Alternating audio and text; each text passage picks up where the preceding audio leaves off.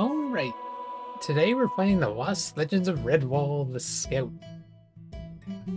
So I have not played this before, so I don't know what to expect. I just really love the Redwall cartoon way back when. I know they're based on like a book series, but the cartoon was really good. Settings, what do we got in here? Can't go any higher? Oops. There we go. Wait, I'm surprised it's at 1920, it's not. I guess we're on full screen. Let's go for it. Format, audio. Knocked out a few pegs. It's in extras. Unlocks, recipe book, Anthology credits, spoilers. Okay, I guess we're starting. It did say on Steam, though, partially supports controller, which had me worried, but apparently it's working for the menu, so.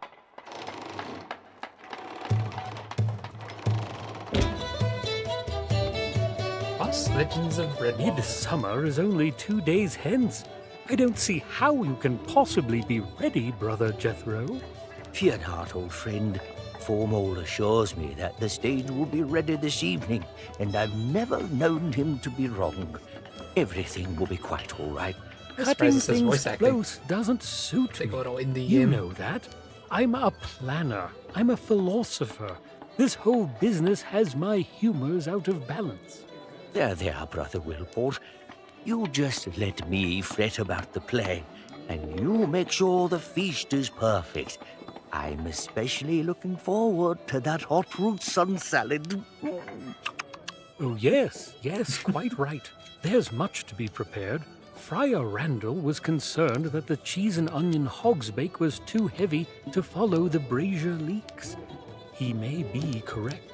You see, there's far more need for your talents in the kitchen than out here.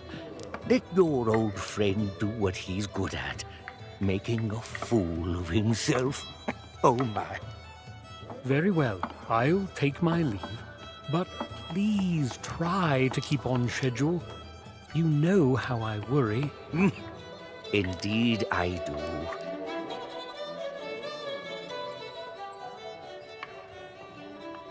Sister Edelweiss, I trust William won't perish before he has a chance to taste the good friar's blackberry crumble.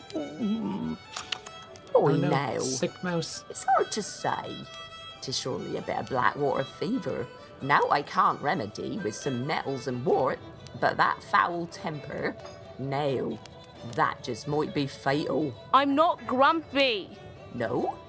Boy, Yoki, then why in the sharp tongue when I asked for that filthy old wine glass? The rusty old thing is reeking with mould and mire. It's likely the cause of your fever for all the fuss it's bearing.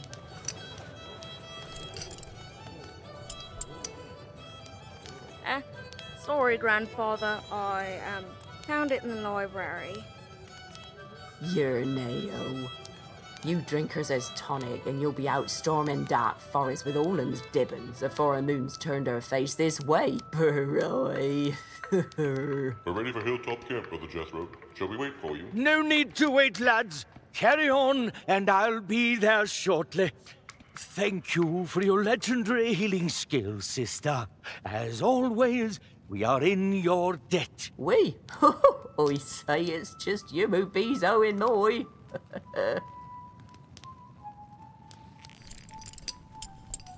Oh, I hadn't seen this in ages, and such perfect timing, dear boy.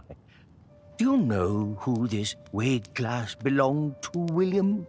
Honest truth, I just thought it was another trinket you'd packed away for no good reason. Trinket? Badger waffles.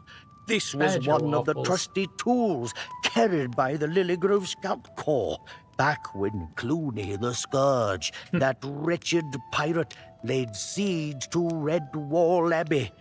And it so happens that this very thing has a role to play in the story we'll So this is be gonna be- telling for the Abbot's celebration. gonna I've be written during a play to share one of my lost uh, legends with all of Redwall. Of course, everyone Yeah. knows about Matthias and Constance and Those are all characters that were in the show. Staghair, but few know about the trio of brave Which I assume the books woodlanders are from about. Lilygrove who played a crucial role in those events. Have you ever heard of Liam or Sophia Rivermouse? No, but, I don't suppose you could be telling me the story, since I'm bedridden and ailing, and might not live to see the play. Please? Jeez, is he really gonna die that badly? Where to begin? Ah, yes, initiation. 'Twas a frozen evening in midwinter. The sky was clear but for a loosely bound fleet of easterly clouds that wore the light of twilight and had earlier that day dusted the hollows of the weathered oaks with snow. A frosty breeze stirred the heavy locks of the cypresses' winter needles, and two mice warmed their paws against the January chill. Liam and Sophia were young, ambitious, and betrothed. Both had trained hard to join the ranks of the Lilygrove Scout Corps, a rather storied group of woodland rangers who kept safe the lands betwixt Mossflower Country and the mountain walls. The one had graduated that week prior, and now it was time for the other to prove their mettle. Once initiated, they planned to wed, but that was not to be. Not yet, anyway. Oh no. Initiation night. It's finally happening. We've planned so long for this, and now that it's here, I'm not sure I'm ready. I feel the same way. I haven't the faintest notion of what comes next. It's exciting, isn't it? Yes, and frightening. Alas, I am late. I hope you'll pardon it. The fiery ring of devastation needed to be refueled. I trust neither of you caught a shiver. I was sick with the retch for my initiation. Didn't make a bit of difference, though. A scout needs to be ready, no matter the situation. So, which one of you is in the dock this fine winter evening? Nope. We have to pick? It's by Sophia. It's my turn, sir, and I'm ready. Oh, are you now? Liam, you kept our initiation rite a secret, I trust. No spoiling the surprises. No, sir. Not a word. On my honor. It makes me a proud mouse to see youngsters like yourself continuing with the Scout Corps. In order to become a full member of the Lilygrove Scout Corps, you must complete a series of tests to prove you've got the mettle. These are the things you've been training for the last several months, so I don't expect any surprises. I can't wait for you to be a fully fledged scout, Soph. And guess what? I've convinced Coyle to let me oversee your trials myself. Captain Robin argued I'm too biased to give an accurate report on your skills, but I assured him I wouldn't go easy on you.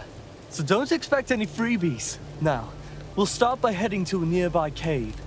It's treacherous, but nothing you can't handle. Plus, I'll be there to guide you. You'll do great. I know it. Oh, and before we go, take this. A proper scout's got to have an adventurer's journal. The view objectives.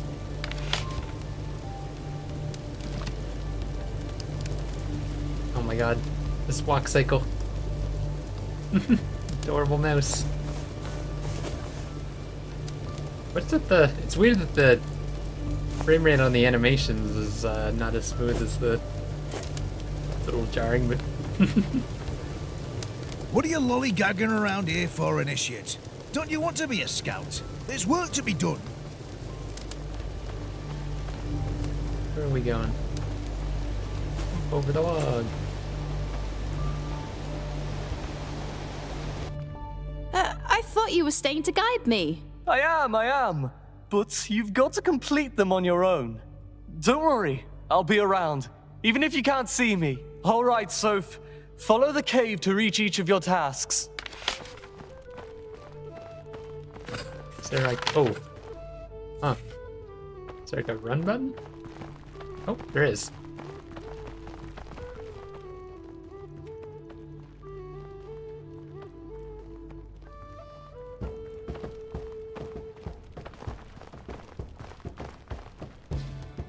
Ready for your first trial? All you've got to do is figure out a way to cross this gap. Psst. Your trusty slingshot might help. That sounds like a hint. Great shot, Soap. Knocking the bridge over was the easy part, though. Now, onward to the next trial. Oh, that wasn't so hard. I had no idea why I was so nervous. Or why I'm still nervous. The mighty Sophia need not be nervous. The shining knight Liam is right at her side. Oh, Liam. What is that? It's a little smell trail. Oh, is it telling me where he is?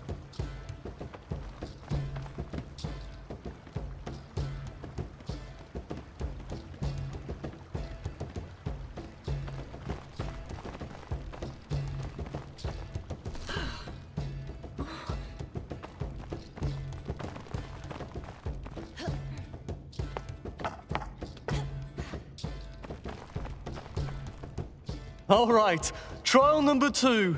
You've got to identify which flag your center's passing over. But there's no wind in this cave. How am I supposed to... Oh, but there is. Don't you feel the cool draft? As you well know, scent travels on the wind, and wind is almost everywhere, including these caves. Pay close attention, and you'll be able to sense the wind's motion all around you. It's almost as if you can see it. Watch the direction the wind is carrying your scent, and you'll never be caught unaware by your enemies. Huh. But ignore it, and anybody might come tracking you. I mean, if we're just looking at it right now, I guess it's the pink one, right? That's the one! Perfect pick!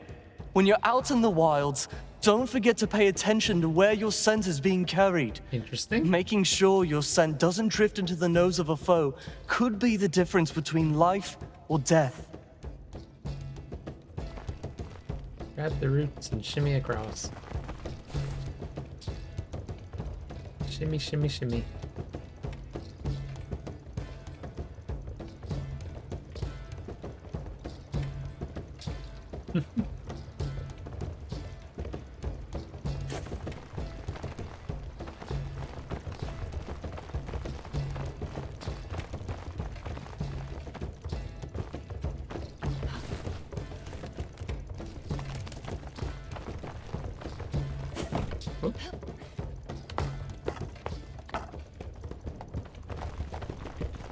For your next task, you'll need to determine which of the doors have a rat hidden behind them.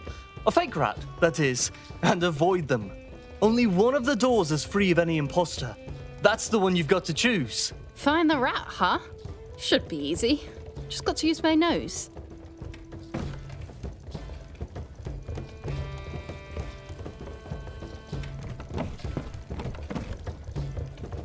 Well, you're looking for one without a rat, right? All these doors seem to have one. Oh, not that one. Aha! No rat behind here. Excellent job, Soph! You won't be a rat snack tonight. Onward to trial number 4.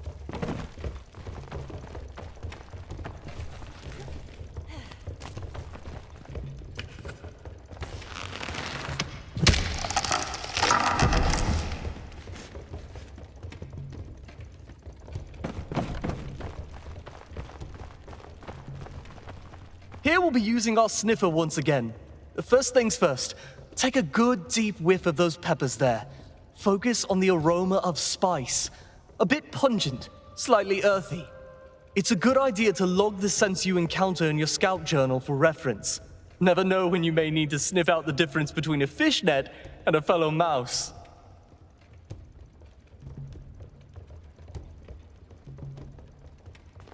Huh? Excellent! Hold that scent in your mind. Remember, Yeah, Chivo. it's written in your journal if you need a refresher. Now, we know sniffing can help us see the unseen, but it can also help us identify different scents in the air. So, pick out the candle that smells like chili peppers.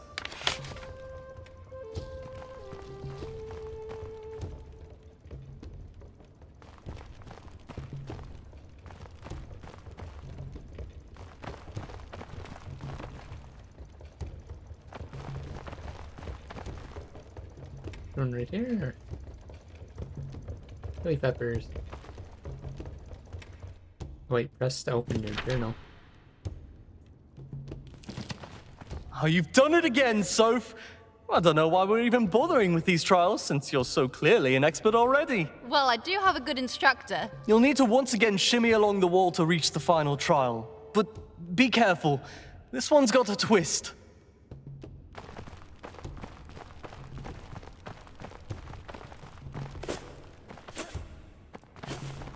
Wait, shimmy across the wall.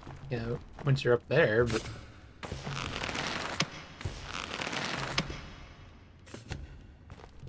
How do I get up there?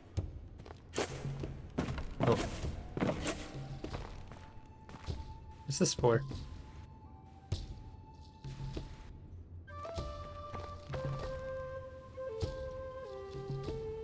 Guess I needed to reach the wall?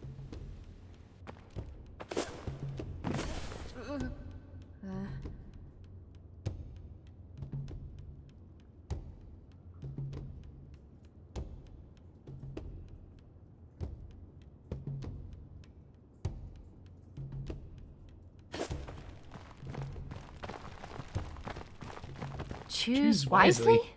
What does that mean, Liam? Your final trial is a trial of stealth. You've got to use everything you've learned so far. Don't let the rats inside see or smell you. Luckily, us mice are quite small and vermin quite dull, so you should be able to sneak through without any trouble. So, don't get caught by the rats, and then I'll finally be a scout? That's right, Soph. You'll be an official protector of Lilygrove. So my scent is going that way? Oh, this guy's right there, so I guess we have to go on this side.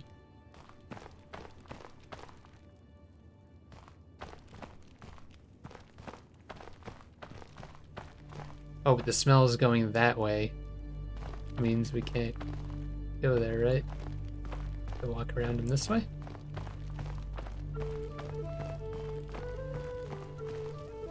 Oh shit. What? You failed to stay hidden. Choose wisely? Your final... Huh.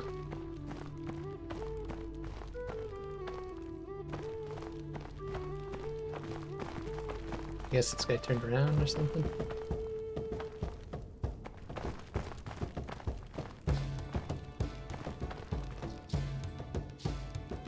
Where'd the smell's coming towards me? Did we do it? What's all this? Congratulations, Sophia, our newest member of the Lilygrove Scout Corps. I passed? And with flying colours. Excellent work, Initiate. Excellent work. I'm quite certain I couldn't have done any better myself. If I were carrying a sack full of dibbons. Congratulations, Initiate. I must confess that I was of the mind that you weren't quite ready. It was Captain Robin who pushed for your somewhat expedited initiation. It would appear he saw something in you that I failed to. Until this evening, that is. Ever since you were a Dibbin, Sophia, I thought you'd make an excellent scout. And you've never proven me wrong. Thank you, sir. Truly, it's an honor. Having completed your training, the official badge and equipments of office are yours to bear. A way glass, a rucksack, and, of course, the blooming lily on your jacket. It brings me great joy and a fair bit of pride to welcome you to the ancient family of the Lilygrove Scout Corps. There's just one more thing you have to do before you can really call yourself a scout. Come with me, milady. Finally, you'll get to see Hilltop Camp and meet Rootsworth, our scout chef. He'll help you with the soup. Soup? What's soup? The Scouts are founded on principles of service and fellowship. As such, we crown each new initiate with cooking the Scouts' supper their first night here. I've never been the chef, my sisters are, but I will give it everything I've got. Having completed the various tests and tasks, Sophia found herself energized instead of weary. Yet, despite a still and restful heart, a frigid wind slowly began to pick up from the south, and the crickets stopped their song. Unknown to Anne and Lilygrove, a black-masted ship made landfall in secret, in the shadow of a long and iron-barbed tail crept up upon the unsuspecting village. Welcome to Hilltop Camp, home of the Lily Grove Scouts. Wow. It's even more amazing than you described it. Why don't you pull out your way glass, and I'll give you the royal tour.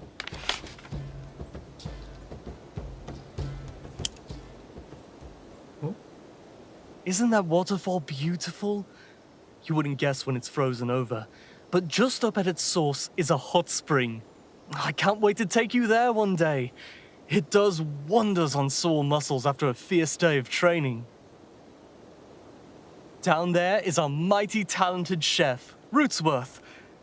Honestly, I've no idea why he chooses to cook for us humble scouts when he could be running the kitchens at Redwall.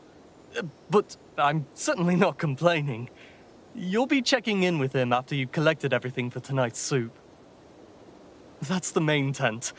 It's sort of like our very own Great Hall. We use it mostly for hosting guests from neighboring scout groups. We even have badger chairs for when the Coalstripe brothers visit from out west.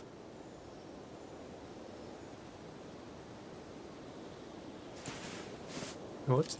I thought it would activate and look at him. That there is the Lakeside Watchtower. Gives you a great view of camp, but not much else. The actual night watch I've mentioned is at the lookout, but that's, closed for construction tonight. Yeah. So, no peeking. Those tents are where the captains sleep. Since they're in charge of keeping the night fires and beacons roaring, they've pitched their stakes by the firewood stall. Coyle snores like a chorus of toads, though. I don't know how Robin even gets a wink of sleep.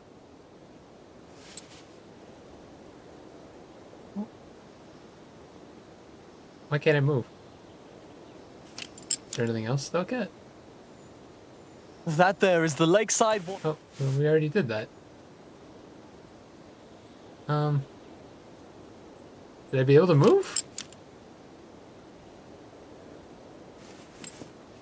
Isn't that waterfall I'm confused.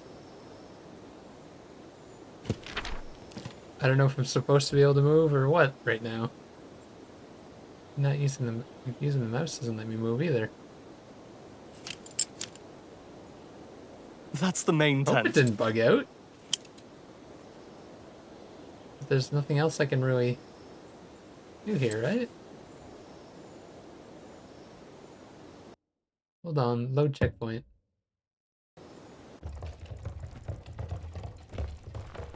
Oh, why did it put me here?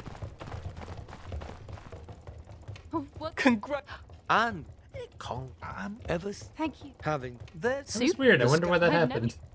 yet and the I mean, it is an indie game, but I guess. Welcome to Hilltop. Wow. Why don't you... No, I still can't. So wait, am I just supposed to? That there is Maybe the I'm supposed to Lakeside... find like a specific one or something. I guess Those tents are where the captain... I can just cancel out to get rid of it. That's the main... Isn't that what... Yeah, because there's little icons on Down them that there? disappear. That's the main tent. But I thought I looked at everything. Something else I'm supposed to be looking for?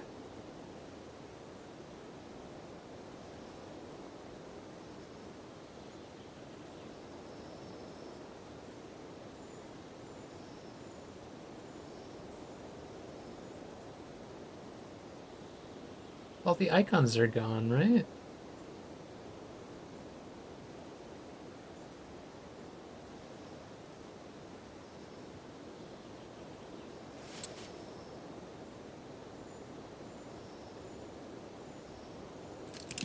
Isn't that waterfall I don't get beautiful? it. You wouldn't guess when it's frozen over, but just up at its source is a hot spring. I can't wait to take you there one day. It does wonders on sore muscles after a fierce day of training. Isn't that waterfall Yeah, you can just keep beautiful? touching them, so it's not like you have to touch them all at once. Why is it not progressing? I typed it out. It says, observe the 6 points of interest. Okay, so there's 1, 2, 3, 4, 5. Okay, so there's a 6th one somewhere.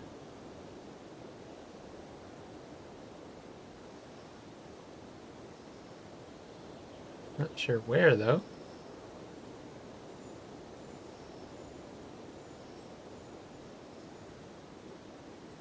I just blind?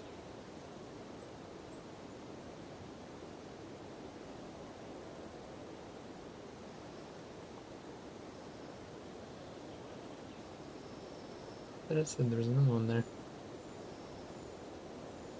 No, that's that.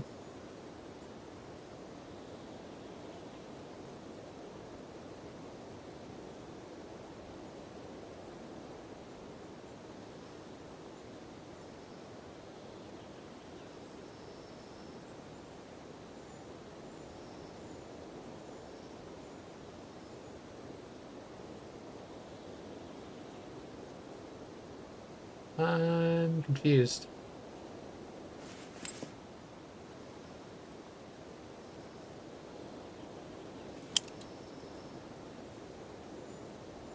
Down there is our mighty talented chef, Rootsworth.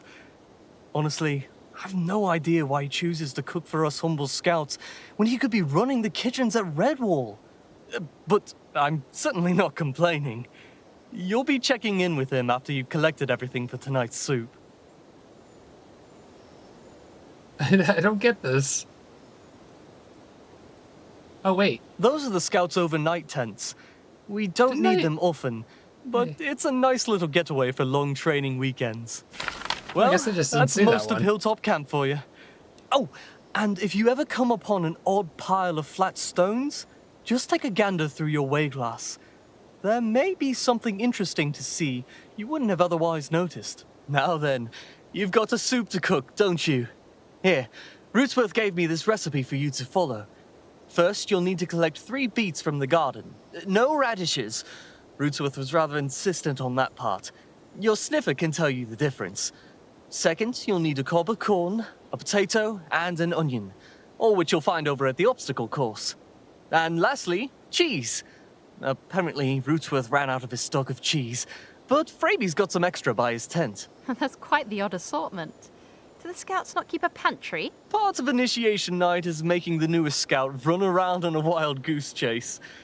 Don't worry, it's all in good fun. Now, you'd better get searching. Aren't you coming with?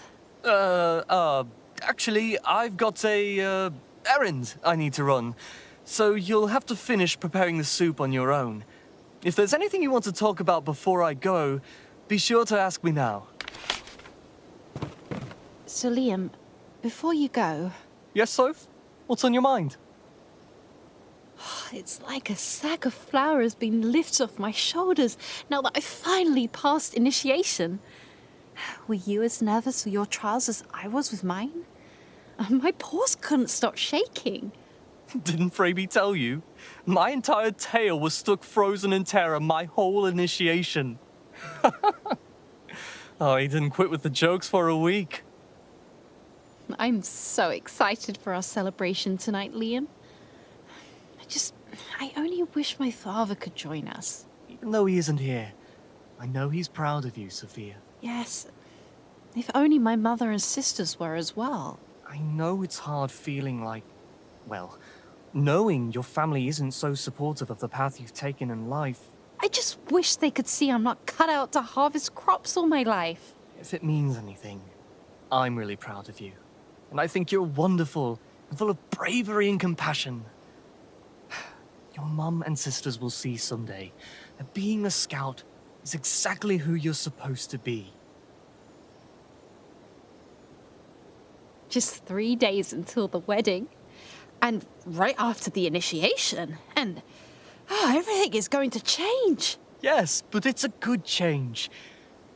See, Sophia, I've been dreaming about making you my wife since the day we danced at the Name Day Festival. I'll never forget the way the roses smelled tucked behind your ear. Now that we're both scouts and getting married, what's next? I was thinking about us going to visit my ancestral home in Southsward, Castle Fleuret. I have such tiny figments of memory of the place, but I couldn't have been older than an infant. I want to see it now, and I want to see it with you. Okay, so we'll go visit Fleuret. Then what? Oh, maybe we could go to the western coast. I've always wanted to smell the sea. We can go anywhere and everywhere. Have a good night, my love. What's this? Ladder?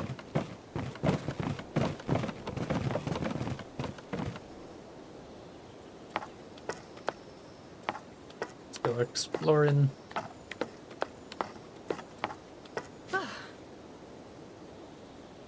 What's this? Blackberry is over there.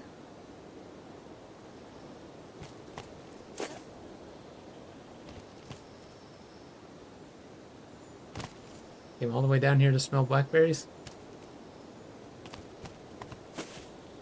Oh, can we grab them? Collected 4 jam.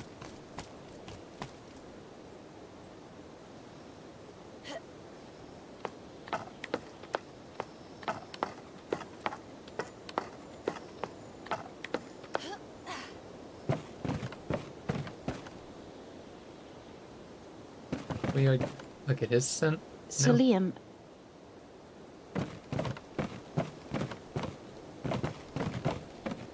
Whee!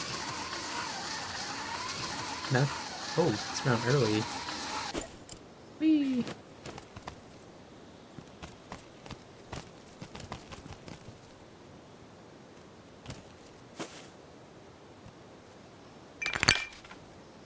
Poor jam.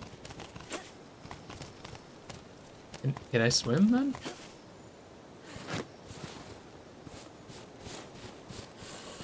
Oh my. Oh, Are you what? sure that's what happened?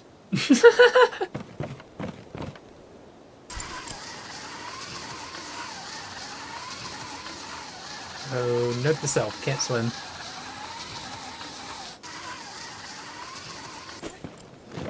Ooh, camera. I guess we'll explore the camp first. It smells good in there. What's this? Oh, new mail. Way on business. New mail, anyone? Jeez, we have all this mail.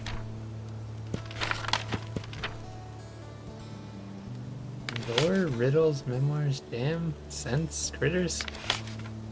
Oh, jeez. It's all the mail. Reader mode.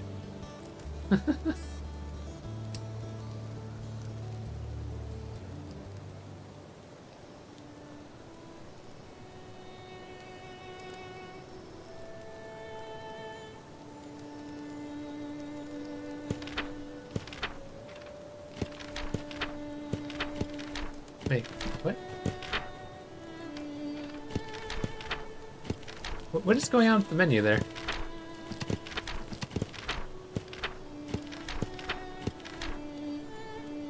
Controls for the menu don't make any sense to me. If I hit... Why is it... Oh, okay. But hitting the D-pad is like hitting LB and RB for some reason.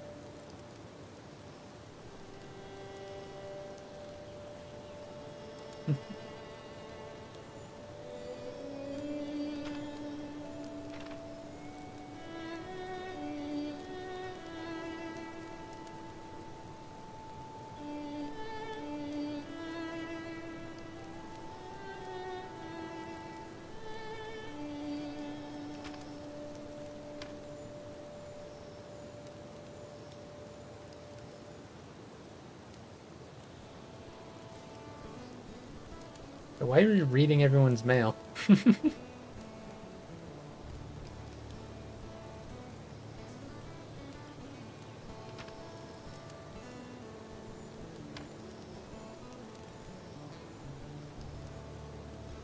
Oh god, this has got to be Basil speaking.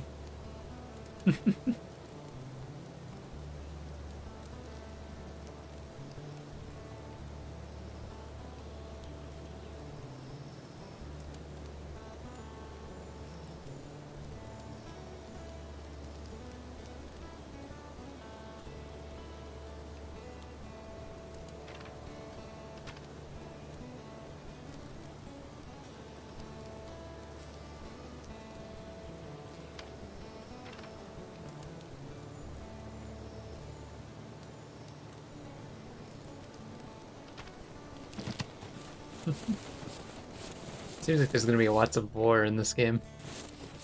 Makes sense since it's based on a book. Mushroom soup. Cards.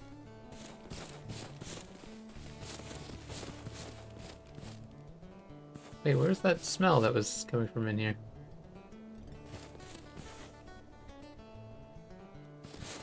Not actually in here? Mouse. What does that mean? Yeah, when we were over here, wasn't there a thing that was... Or was it telling me it's over that way? Yeah, it's coming from that way. Confused. Real confused how the scent thing works, to be honest. It makes it sound like there's stuff in here, but there isn't. Oh, is that it right there? So it just smells and I can't do anything with it? Okay. Makes sense, I guess.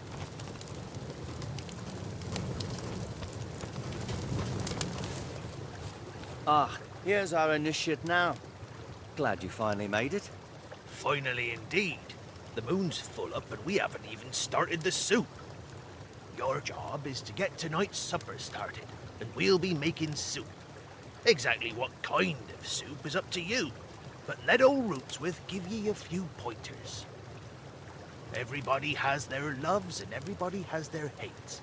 Tain't no way, no how to make everybody happy. But a smart chef can usually keep everybody fed. Go do your scrounging and come back here to see how to turn cold water into a hearty broth that'll make a badger lord weep. I trust your betrothed left you the list of ingredients. Well, go on then. They won't gather themselves. Aye, aye, Captain. I'm certain a youngster such as yourself has better things to do than pester an old mouse and his pipe. Soup, you say? You're rather lucky. Your betrothed had to make pies for everyone. Oh, brilliant job, that. The best mushroom pie I've had in ages. Certainly it's not typical for soup, but as you're just getting to know everyone, you should be aware that Tussa is allergic to nuts. All of them. Oh, frightening thought for a mouse. Luckily, it's nothing too serious. Still, that seems like the kind of information you might want to have.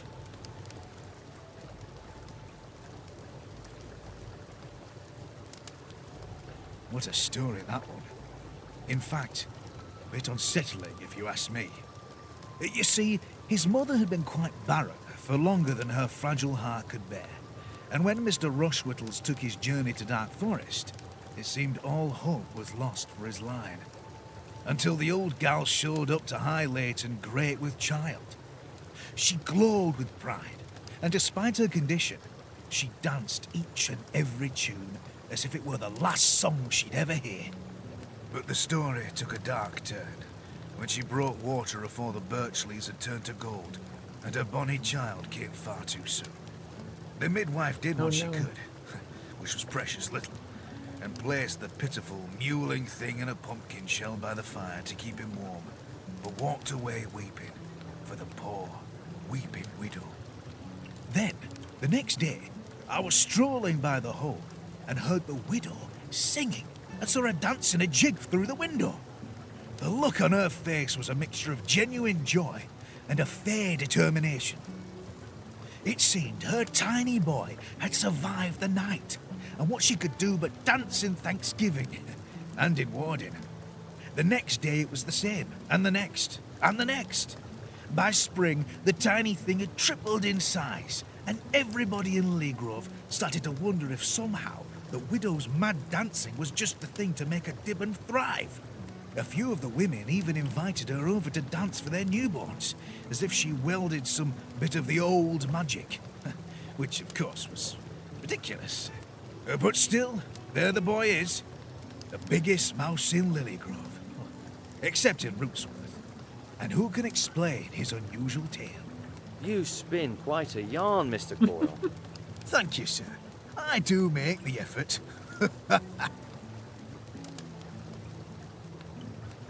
Don't tell me you've taken a shine to that one already, have you? I don't mean to suggest Fraby is a bad mouse. It's just that he's the sort of fellow who always finds himself in the vicinity of trouble without ever falling in. And Master Nutworth seems to think he's just lucky. But I know more than one of his mates has met the flat side of a wicket on account of Fraby's luck. As an example of just this kind of thing, do you remember Tom Larchburg? The tall, skinny mouse, just a few seasons older than yourself. Just a bit. He and his kin moved away, if I recall. Indeed they did. Moved all the way to the base of Salamanderstrand on account of something else that happened that very same autumn. Were you old enough to remember the fire that swept through your mother's west field, my dear? It's a mercy that ground was fallow, or it sure have been a terrible matter. When the ashes had settled, there were Tom and Fraby, huddled under a stump in the midst of it all. Nobody ever cast a stone, mind you, but it wasn't a week before the Larchburn clan moved west, in the hope the long patrol Got a heads backstory might take for young random Tom on as a characters. squire, or some such, and teach him some better manners.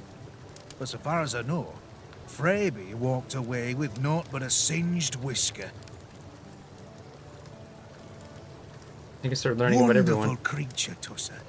Brilliant tactical mind. It was just the past summer that we were down south on an errand for Ichabod, when we were attacked by a great, bulgy toad. Fearsome thing, kitted out like some kind of gladiator with a net and a spear. Oh, I can't imagine where he got the stuff. But there was Tusser, attacked by surprise and cleverly drawing the creature off balance, just in time for me to break its guard and disarm the monster. If it hadn't been for her quick action, I fear we'd both be worse off. I seem to recall something rather different in her report. I imagine Miss Parsnip, being the humble creature she is, might tell the tale differently. But don't let that fool you. She fights like a wolverine, I tell you. Oh, what can I tell you about jolly old Rootsworth that isn't as plain as the buck on his shirt? For one, there's a lot more to that mouse than meets the eye. He has roots that go back into the dusty corners of Lilygrove history. The truth is, nobody really knows how old he is, or where he grew up, or who his mother is. His charming father, whose story was equally veiled, just showed up one day with a son who could already walk and talk with nary an explanation. Have you tried asking him? Of course, that was well before my time, so I'm only recounting the local legends. You can be sure that there's more than biscuits and gravy to Rootsworth. Mr. Coyle, you besmirch the good mouse's name. Not at all, Captain. I only add a little flair and mystery to it. Youngsters like this one need their imaginations set alight to breed proper awe, which is just what that ragged old beast deserves. The first time I met the captain... Oh, Mr. Coyle, not this story. Yes, this story. The first time I saw him, there was an enormous stoat, dressed like a vulpine shaman and dripping with bangles and belts, sitting right on top of Captain Robin, pinning him to the turf and trying to pull his arms off. The captain, who wasn't even a scout back then, is moaning and squeaking, and I'm certain he's about to perish. So I rushed at the creature, swinging the only thing I was carrying, a huge basket of fresh raspberries. In mid-leap, I hear Robin's back snap like a dry twig, and Ow. the berries come crashing down over the stoat's tattooed pate, like so much fresh blood. He wasn't breaking my back, he was fixing it. I'd injured myself that spring, and the good healer was helping me with some rather vexing pain. How was I to know that? Nevertheless, the stoat slowly stands up, dripping red juice like a wounded king from some ancient tragedy, looks me dead in the eye, and growls, "I thought we'd agreed on gooseberries."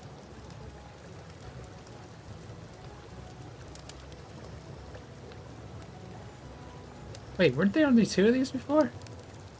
Soup, you say? Oh no, we've heard that one, yeah. Oh, I do love mushrooms. Oh, but the secret to long life and a quite excellent coat, if I say so myself, is anything hot. Give me food that's spicy and prone to set your whiskers a-quiver. Hot root especially is good for the humours. Regina tells me I'm a jester by temperament, but I'm a salamander by appetite. Funny though, I can't stand onions. Oh, hate the things. Certainly it's not typical for soup, but as you're just getting to know... Oh, right, yeah, we heard that one. Oh, what happened? What?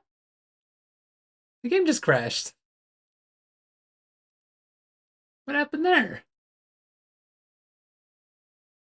Is it because I tried to interrupt them? Because I already heard that one?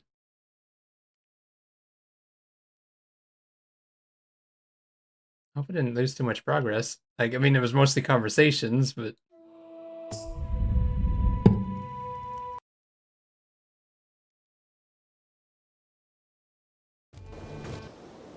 Did it save the stuff I found and whatnot? Oh, it looks like it didn't. Well, it's not much. Hopefully this game's not prone to crashing.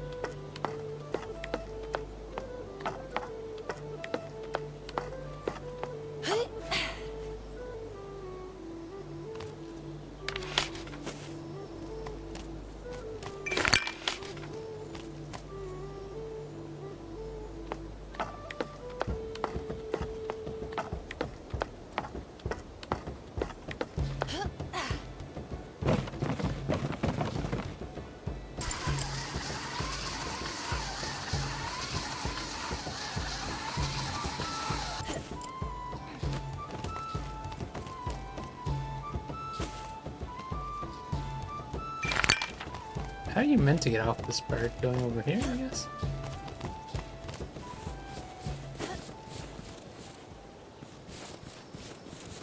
There's nothing left in here, right? Oh yeah, the mushroom soup.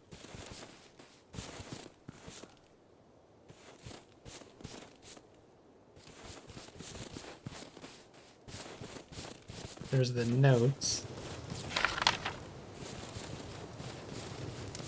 Should I... I'm wondering... Because I don't know if you need to have talked to them. Did you say master? Wait, what? Is this...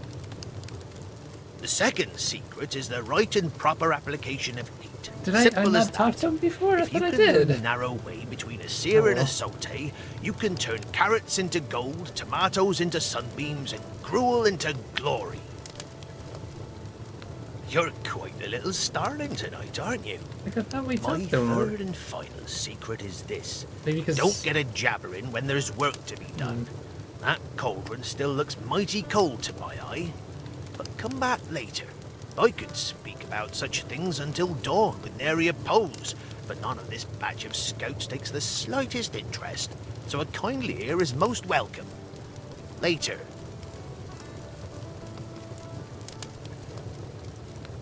Oh, no, you don't. A chef's job is to feed his crew and keep them he just full. introduced Get himself his and then own it savoury stopped. away. You just make the meal as you can, and old Rootswith will be keeping a weather eye on everything else. I've watched Laban grow from a tiny bundle of fur into that mountain he is now. He was birthed a fair bit too early by Lady Columbine's reckoning, and shaking her head claimed he'd not likely survive the afternoon. But he did, and the next one, and the next. His mother told me one morning that every day her little Dibbon still drew breath. I'm just hearing the same things from a different person. Dance a jig, so happy she was to have her one and only child alive and thriving. And it weren't no exaggeration. Widow Rushwhittles danced every morning until her paws wore out. So now she sings. Oh yes, Freebie. Quite the project, that one. What do you mean? On second thought, it's best I don't say anything. Ever. Okay. For all the vinegar she's given to others, she's never given me aught but honey. Sweet little thing if you give her the chance to be herself. Seems to old Rootsworth that she's got a chip on her shoulder, always trying to prove her worth to the other scouts. But with me, well, I suppose there just ain't nothing to prove. A sweet thing, with more heart than most beasts ever come to know. So listen to me now. That young mouse is precious to me, and if you give her the slightest grumble, I'll know. Were you a scout when you were... Younger? Thinner? No need to be coy about it, I'm not. But to answer a perfectly reasonable question, no. The Rushstalk mice have been cooks for the Scout Corps for generations, and I followed proudly in my family's way. I was still a squeaking dibbon the first day I stood beside my father at the fire, wielding the knife and paring potatoes, and I wouldn't have it different for all the saffron in Southsward. So if you were never a scout, then you never trained in things like wall scrambling or hazardous traversal techniques? Nope, not one whit. But, please forgive me, sir, but I have to ask. How do you get up here? Oh, is that the bush you've been beating around? Well, it's easy now. I just throw my great big bag of kit over my right shoulder, see? Yes? And then I just put my left finger alongside my snout, you see? Yes, yes. Then I give a slight little nod of the head, you see? And up I go. That's how you get to camp? You fly? Well, when you say not like that, it sounds silly.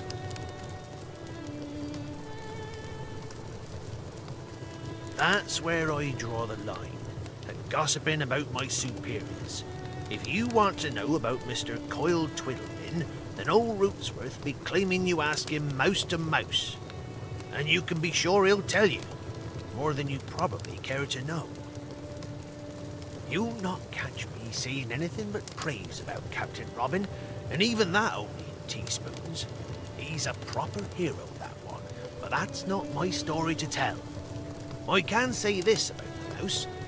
My family has served under a baker's dozen of consecutive captains, and each one did us honour in their own way.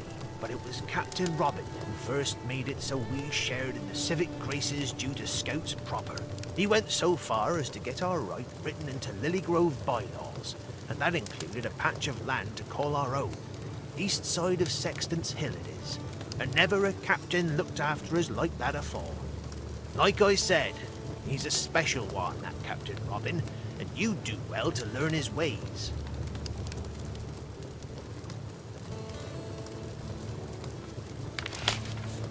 I wonder if I should skip the Gnadder ones, because it just feels like it's a lot to listen to all that. I don't know. I mean, there's only so many. This beat is a bit pale, but it should do. Wait, am I supposed to be doing something special here? This is a carrot. And a shriveled one to boot. This beet is a bit... A juicy red beet, fresh from the... That's all I needed from the garden. Let's see, what's next? So I picked the wrong ones? Or something? Oops. I don't understand, it didn't give me like the option.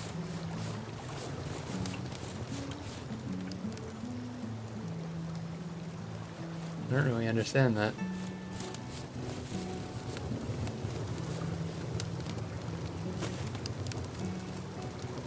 I see the sweet aroma of jam caught your nose. Well, if you happen to spot any more of those little wicker baskets of jam around, be sure to grab it. We've got a bit of a contest going on with the other scout corps. Captain, tell me more about this jam contest. It's a that's the wrong scout character tradition to talking. stash these baskets around for the finding. And not just Lilygrove scouts, mind you, but all the scout corps around Mossflower. At the end of each season, we compare our find to see who's got the most jam. And then Rootsworth bakes the winner the best pie you've ever tasted. Why, last spring, Coyle found so much jam that Rootsworth had to commission a special baking pan from the metalsmiths at Salamandastron. So, if you happen to stumble upon any, be sure to grab them.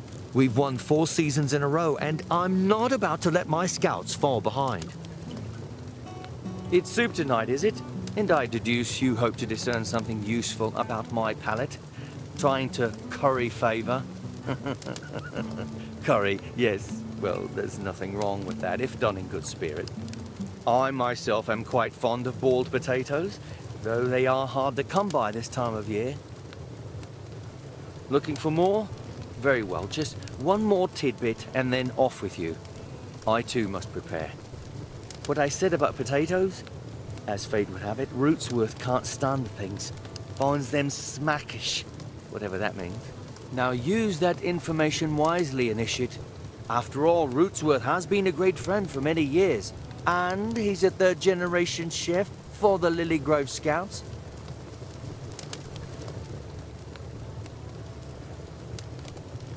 The Scouts have been part of Lily Grove since before Lomehedge Abbey was built, and it has always been a station of great honour, but also one of great responsibility. Each of us who bears the silver bloom bears the weight of our community, who look to us for protection.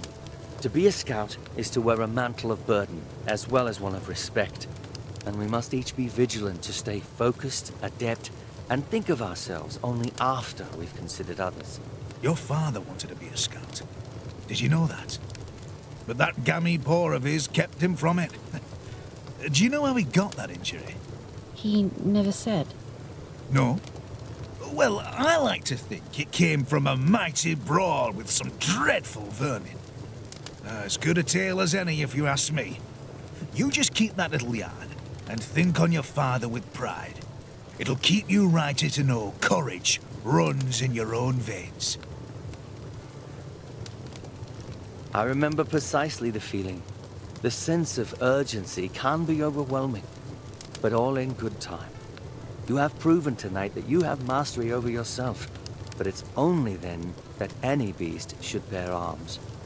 My mentor said, never give a mouse a sword who hasn't learned to dance. It's only this evening, dear mouse, that you showed us your skills. Rest assured, you'll begin combat training on the morrow. Combat.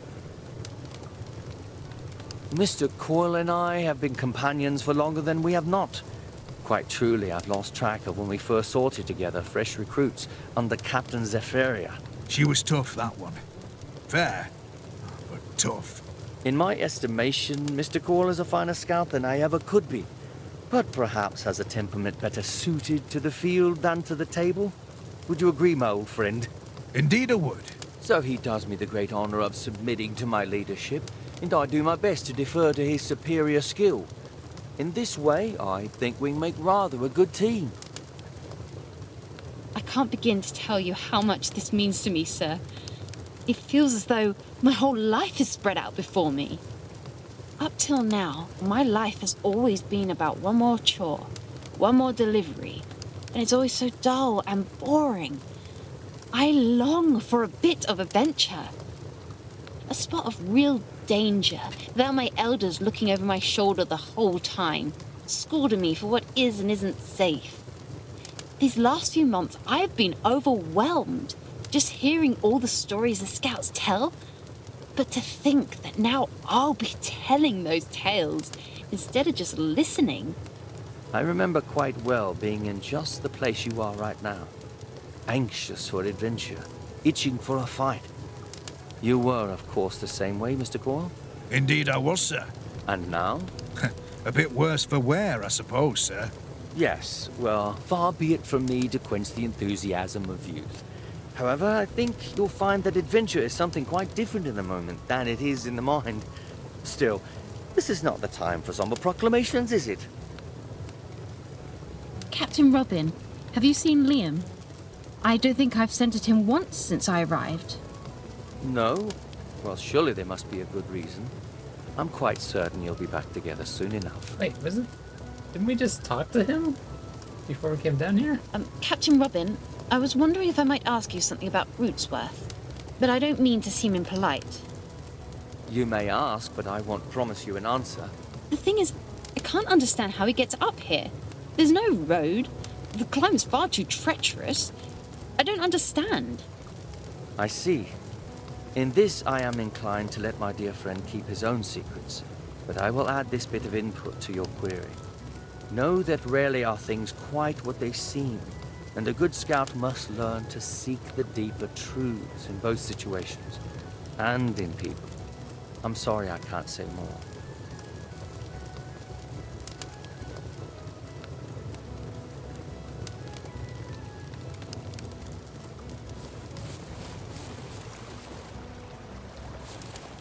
Yeah, I guess you're supposed to tell the smells in here, yeah.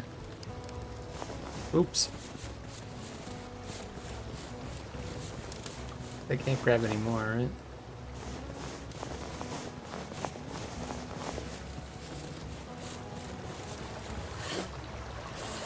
Maybe that you get like one chance at it.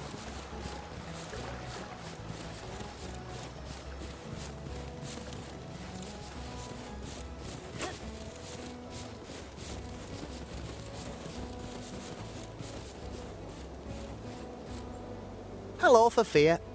And might I add, you smell rather nice this evening. Is that honeysuckle? Forgive me if that was a bit personal. My nose is rather sensitive. If you're making soup, I hope you add a little rosemary for me. I just love rosemary. Freyby always says you have a nose to rival any mole. Any tips for my own sniffer? Freyby is wrong about my nose. Moles have the best sense of smell by an easy league. I guess he is prone to exaggeration, still. You're a weathered scout. Notice how scent moves with the wind over and around obstacles like stones and walls. Scent is never a straight line to its source. Wind and the world change its path. Things like flags and smoke are dead giveaways that the wind is active. If you really concentrate all of your senses, there's a lot you can learn. You can sense much more, sense farther, and with more clarity. It's almost as if you can see right through the walls. If you find yourself in a tight spot, always use your nose, and who knows what you'll learn. Me? Not much to tell, really. You know, I'm only a few seasons older than you, but growing up we never mixed much, did we? I suppose that's my fault. I'm not quite comfortable with other people. Crowds make me anxious. He's been a great friend. Talks enough for the both of us, which suits me just fine. He quite likes company and crowds. It's almost conversation. Always Feels like trying we're to playing get another me to adventure talk game. more. Speak up for myself, as he puts it. But I'm quite content to let him do it for me. Did you know Tuther and Cloverdown are making a quilt together? Seems hard to imagine on both counts to me. Tuther sitting quiet with needle and frame, and Cloverdown using thread for anything except catching fish. Captain Robin has been like a second father to all of us scouts, or a first father to some. Every mouth here would lay down their life if Captain Robin said it was the right thing. Most everybody in town thinks I'm simple, won't spare me a second thought. The captain, though, he never flicked a whisker when I applied, and now I'm third in command. A scout is as a scout does, he tells me, and that quite suits me. I quite like Liam, and got to know him a bit whilst we trained. He's so good at making everybody laugh, but I can't help think that all that joking is hiding something else, a hidden bit of fad. Of course I remember you. I'm shy, not dull. I remember the spring your da left you and your sisters for Dark Forest. Your ma wore a veil for a full month, and you wore black for 2. I wore black also, on your behalf. I hope that's all right. Even today I feel sad for your loss. That's a great mouth, that one. And he seems to understand me better than most. Not much by looking at him, no, but he had the heart of a giant, he does. In a tight spot, I'd want Ruthworth at my side before just about anybody else here. Just something about him. The path up that cliff face is a real challenge. We must keep everybody Our but the character's scouts obsessed away, with us. right? Right. That's by design, that is. Makes Hilltop Camp like our secret hideout. Exactly. So, does Rootsworth maybe just live up here or something? Huh? Oh, I see what you're getting at. I never thought of that. I don't think Mr. Coyle likes me very much. It's not as though he's unkind or rude or anything. It's just that he seems to look at me like he's always biting his tongue, not saying something he wants to. Do you think I'm imagining?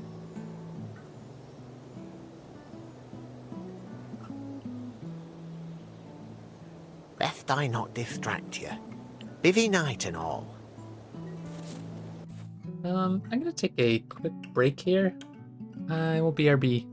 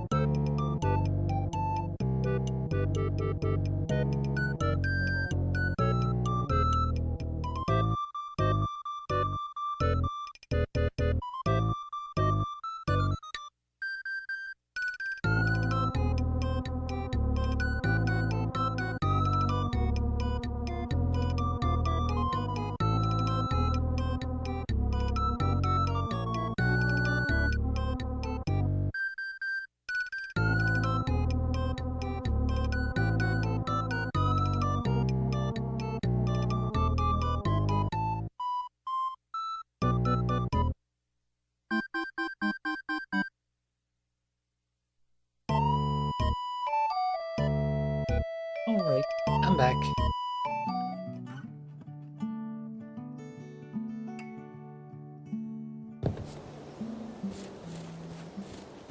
I see what you're looking at.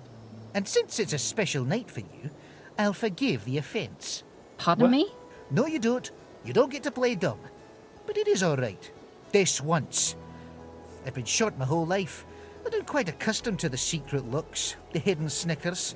Oh, I've endured them all. But I won't accept that kind of treatment from another scout.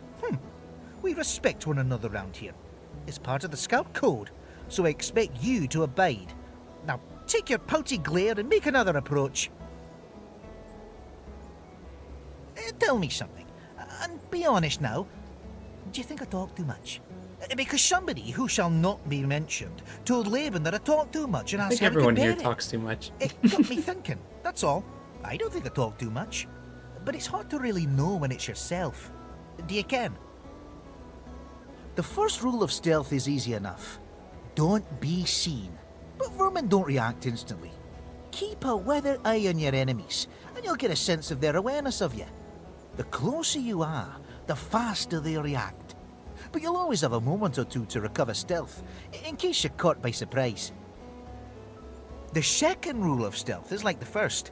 Don't be heard. When you're sneaking, you're almost silent. When you're on a scurry, you can be heard a long way off, and of course the ground you tread upon makes a mighty difference as well. Silence and slowness are kissing cousins. Like being glimpsed out of the corner of their little beady eyes, a single noise won't alert a rat immediately. You'll have a precious moment to recover, if you stay perfectly still and let the moment pass. If you make a mistake, freeze, and watch your enemy closely, in the hopes they go back to ignoring you. Did you know that when a rat hears a suspicious noise, it'll start moving towards its source? So, a wee thing like ourselves can use sound and decoys to our advantage. It'll get you thinking it will. Imagine the possibilities. The third rule of stealth is the hardest to control. Don't get scented. But Laban has his own lesson on noses and nostrums, so I won't bother you with such things here. Just be sure to be aware of your own scent at all times in the wild. If there was a fourth rule of stealth, which there isn't, it would be to work your environment. Use what's available. Be clever and alert. Be like me. And while fighting a vermin toe-to-toe isn't always possible, using your wits to stay safe is always a good choice. Use cover to your benefit at every possible turn. You can see out, but they can't see in. Oh, it's fantastic for spying. But it's also often quite noisy. So stay cautious and slow. Laban likes rosemary in just about anything. Even just a nibble on a stem when he's walking about.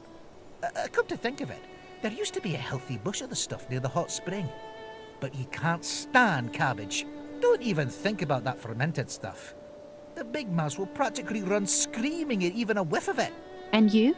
Soup is fine. I always like something warm on a cold night like tonight. But what I really love is a nice bloomy cheese.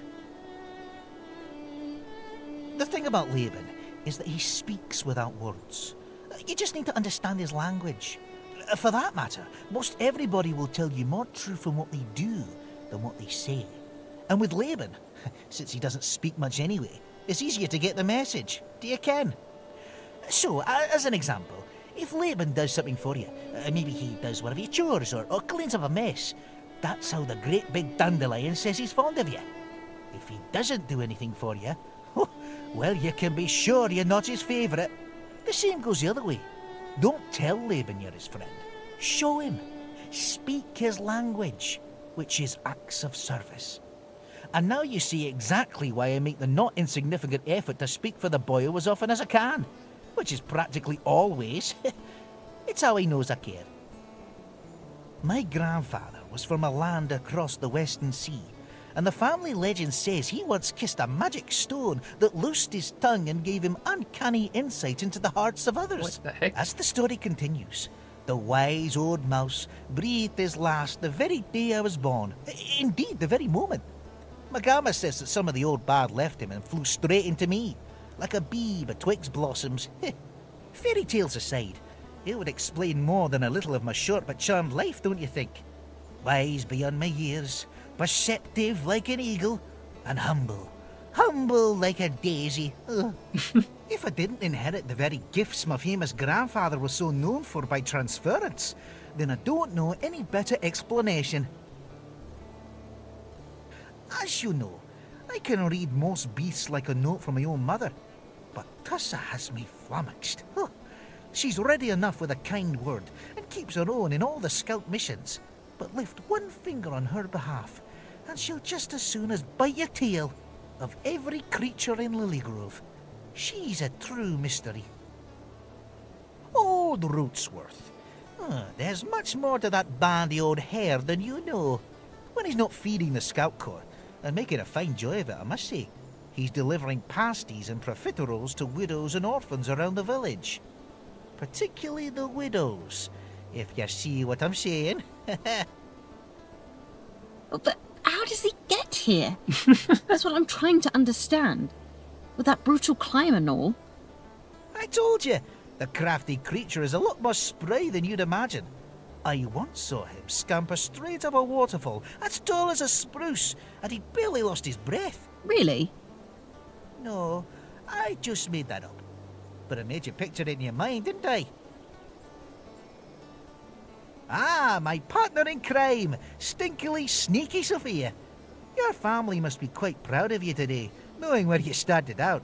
Oh, don't look so surprised. Fravy has a memory like an armoured box. And, of course, I'm referring to the infamous fish barrel incident in Miss Dorabella's shop. I would never have imagined a mouse as dainty as yourself could hold your breath that long, but it was just what I needed to get away with the candied hazelnuts. Dear me, though, you smell like a stagnant pond for at least 2 weeks. We can agree, I hope, that it was all worth it. What can I tell you about Liam that you don't already know? He's a gift giver, for one thing. Surest way to know your Liam is thinking of you is if he shows up with a blossom or a bauble. My sense is that you're not really moved by bits, but if you know that's how he most naturally expresses his affection, then at least you'll not miss his intent. Mr. Coyle is a good beast to be sure. He's always done right by me, and Captain Robin speaks of him with more respect even than Freya Thomas. But mark my words, it wasn't always so. I don't know anything, and I'm not about to gossip. But every so often he says something just so, or laughs at just the wrong thing. I couldn't say anything for sure, but I'd be boiled in beechnut if that mouse doesn't have a skeleton in his closet. It's always good to know just how a mouse likes to be treated, and everybody is different, so you have to pay close attention. With the captain, it's the kindness you see, and it never hurts to give an honest compliment anyway. Well, except for Mr. Coyle, that is. Say something complimentary to him, and he's certain to say I was just buttering his toast, which I was. But that's not the point. The point is he's oversensitive, and I was only trying to be nice. I mean, you. You would only be trying to be nice. And he'd mistake it for empty flattery. Or so I imagine.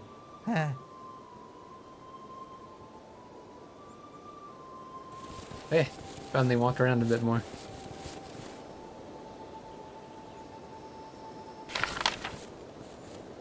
Activate slingshot. Got his ass.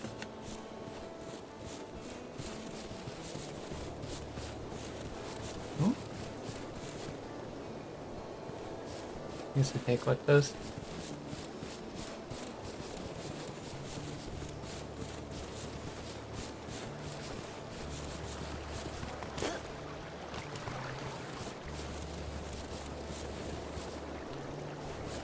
Anything over here? Ha!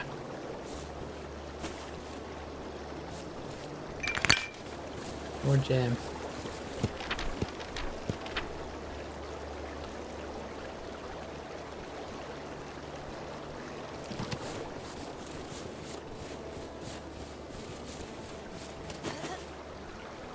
Oh. Worried about falling in the river, but I guess it doesn't matter.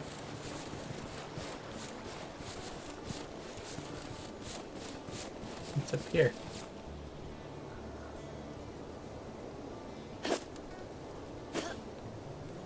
Oh.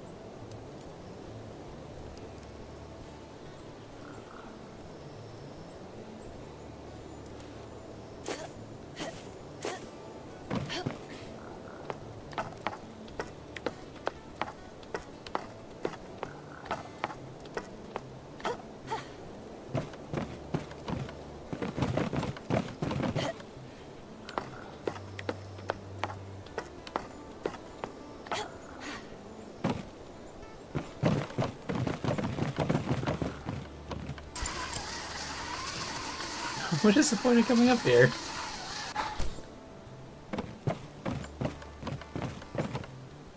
These are some big onions. Oh, perfect for soup. I've already lost track in my head about what I'm supposed to be putting in the soup, like what people's favorites are.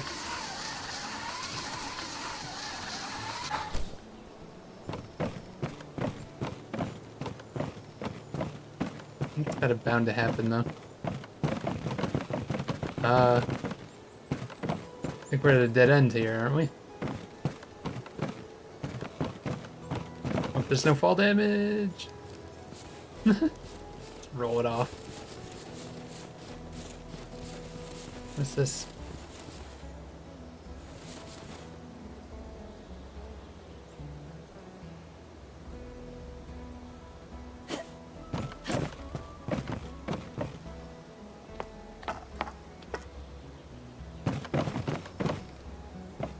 Another way up?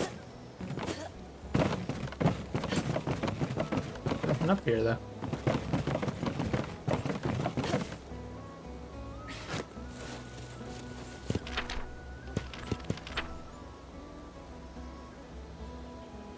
Obstacle course. Is that where we are now? We got onions from here.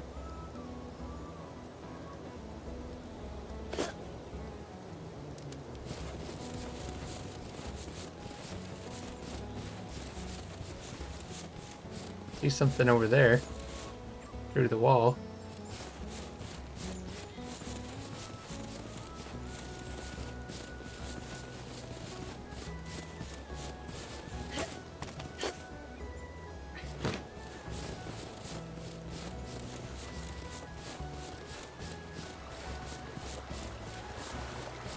When it comes to like collecting everything in this, I'm not gonna worry too much about it. I'll try to do as much as I can, but feels like a type of game I'm probably gonna miss a Have whole you not bunch of any shit. work to do? A fine evening, Tessa. Could you use some help? No. Why do you think I need help? I can do this job just as well as any beast here. I don't see you offering to help any of them. No, I didn't mean anything by it. Of course not. And I'm sorry for nipping. It's a big night for you two, isn't it? You and Liam, I mean. So much hard work by the both of you to get to this moment, and my sour mood strikes the shine. Not in the least, Tessa. I'm so giddy that not even a vermin war cry could dim my spirit. And I owe a great deal to you. You have been a tremendous help. Naturally. There are only the two of us girls up here. We need to stick together. You've got cooking duty tonight. What's the plan? Soup? Twist my whiskers! For my initiation, I had to make stuffed toadstools. Do you see now what I feel put upon? If you are making soup, I have a request. I do ever so long for the taste of fish. Roasted tomatoes, grilled squash, cold meadow cream. I mean, they're all wondrous to be sure, but I long for something more hearty, something that carries all those other things, like a mum carries her wee dibbin. I see. What, was that too much? No, not at all. I've just never heard someone compare their food to a baby. That's all. When you put it that way, it was too much. Our little secret. You had to ask about me, didn't you? You remember, I was always so awkward and graceless. Growing up near mice like you and Foxglove always put the jiggles in my stomach. That's why me and Cloverdown stuck to fishing. The logic of line and tackle is simple. It never changes, and there's no guessing if the day was for winning or losing. Oh, I didn't know you felt that way. Well, Sophia, don't hear me wrong, like, it was not a single day you ever did me wrong or chucked my tail. It was my own decision to stay out of the way, out of the eyes of mice like Brunach and his kin. I was a daily bundle of nerves and nausea where you strolled about full of poise and grace. It was intimidating, I suppose. But here we are now.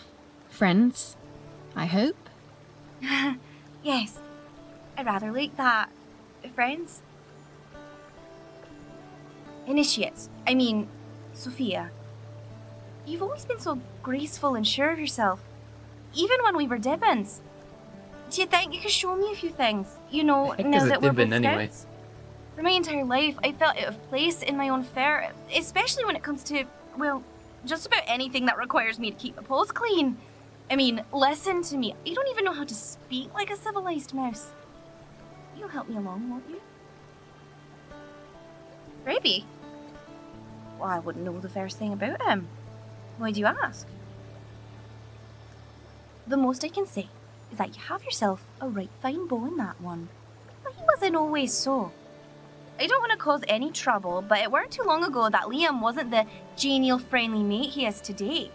More than once that mouse yanked my tail, put nettles in my kerchief, and an eel in my bait box. Liam? No, that can't be. Aye, 'tis true.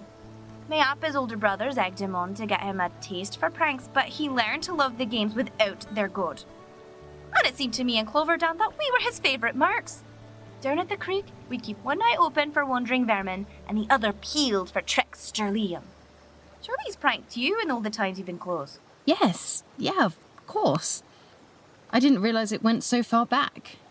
Oh, look what I started. Don't fret, Sophia. Nothing but a dib and having a laugh or two. Tessa, there's something I wanted to say to you now we're going to be scouts together. I don't quite know how to say this, but I've always looked up to you.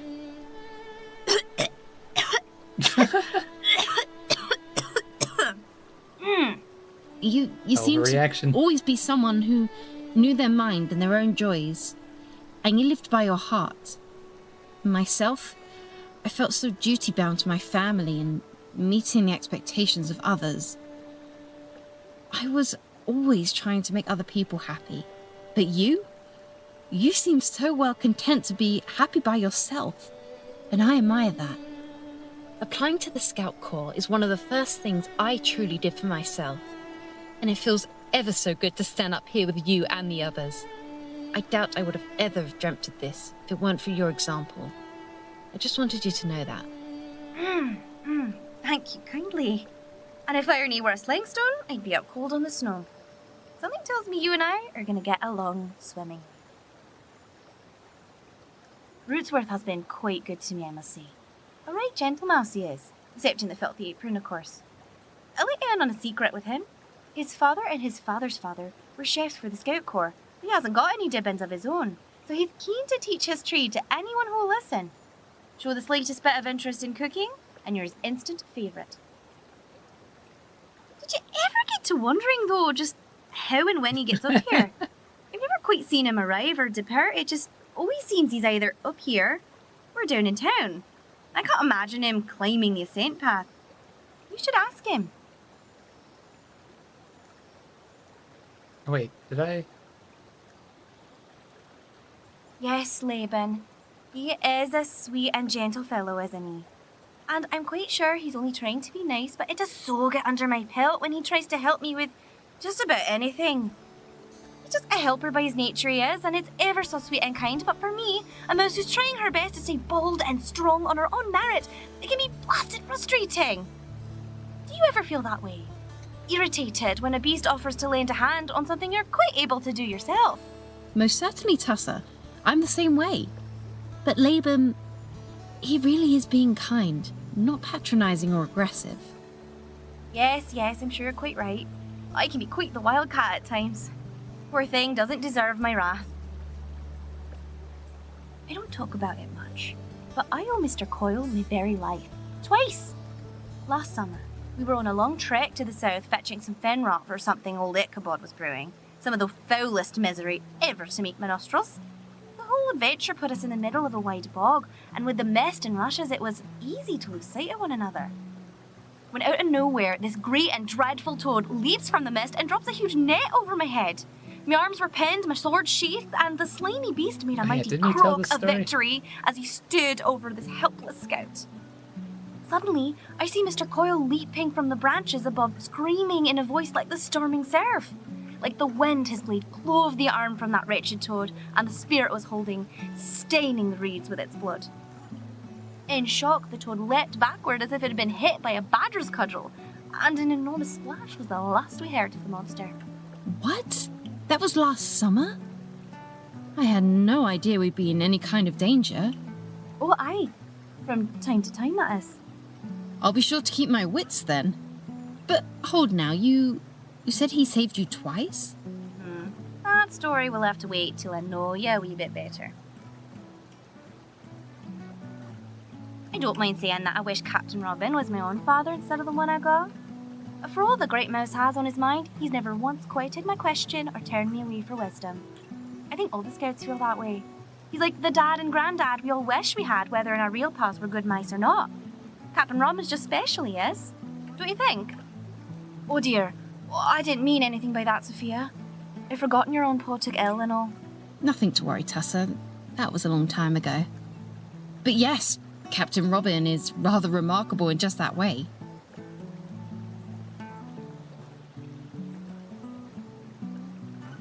Did we ask about her? I think we did, right? Yeah.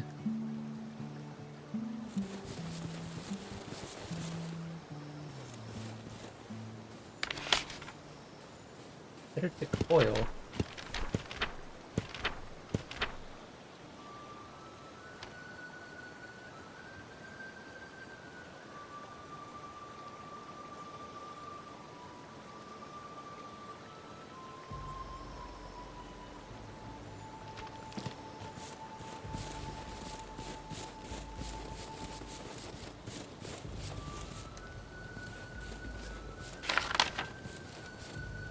Recipe shrimp stew.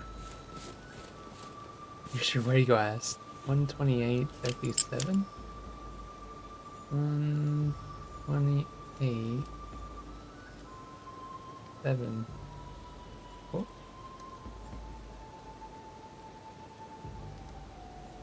Okay, that's something that we need to find, I guess.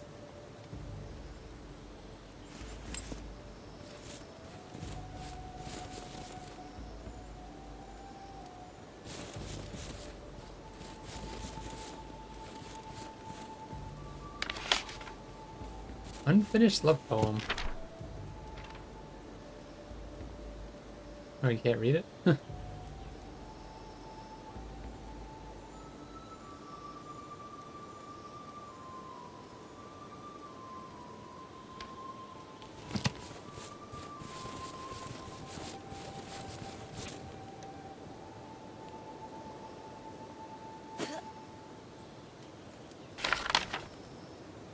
Better to Tussa.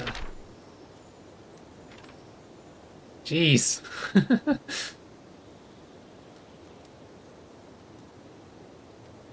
We're just kind of quickly reading it.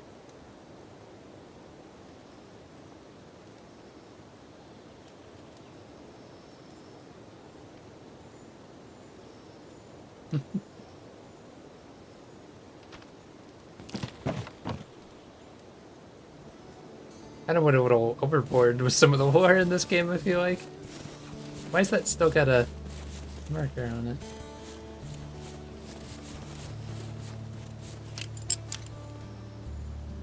Hey, it's weird, the marker over there disappeared. Oh, nuts. I guess we'll go over there. Or it disappears or something.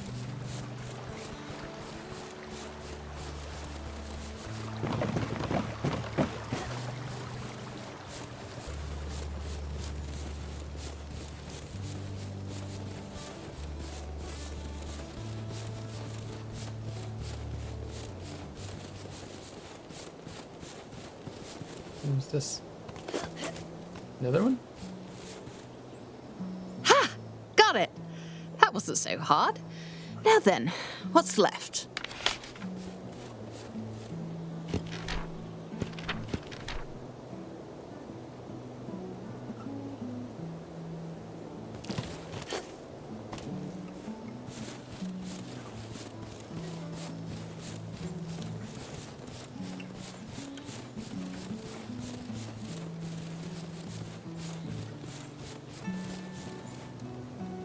Huh.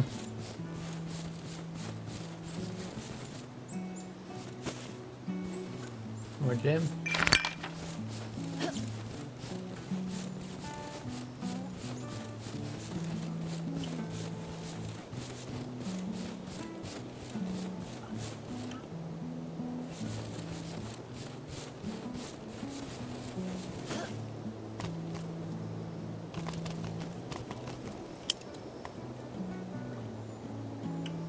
We don't have any, like,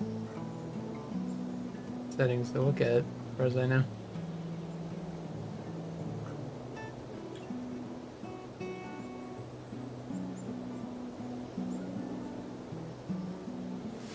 Guess it's just to get your bearings.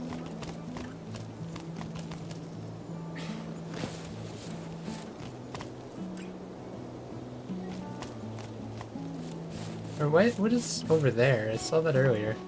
Just another marker. If we can't see.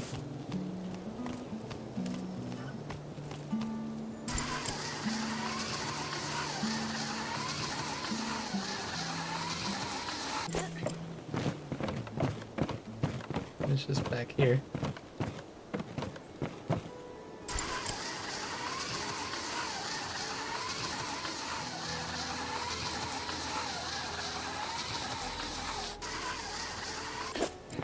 You can hear the sound restart.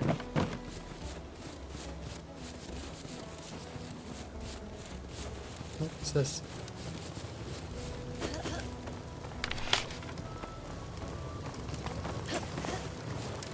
So,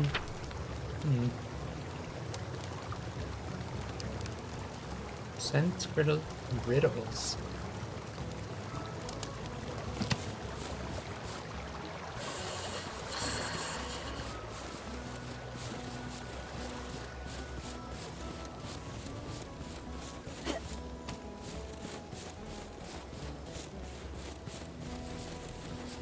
is this like the obstacle course I was talking about?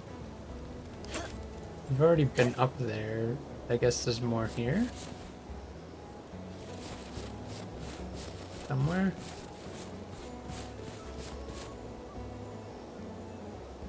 Oh, there's something up there. How do I get up there? You can't climb up those, right? That one has nothing towards it. Oh! Because I was up there and there was nothing up there, right?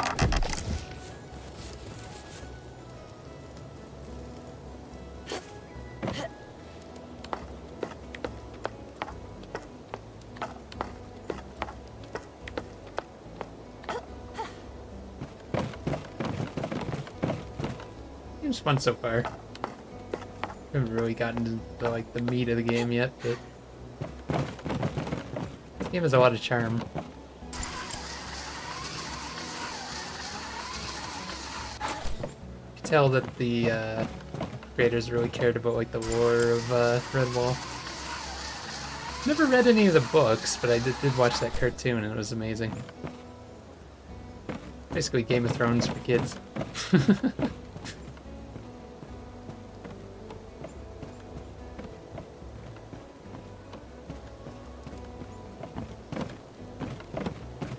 There we go. Fresh potatoes.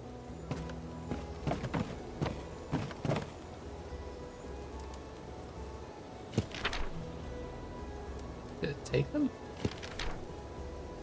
Need corn, I guess. The last one we haven't gathered.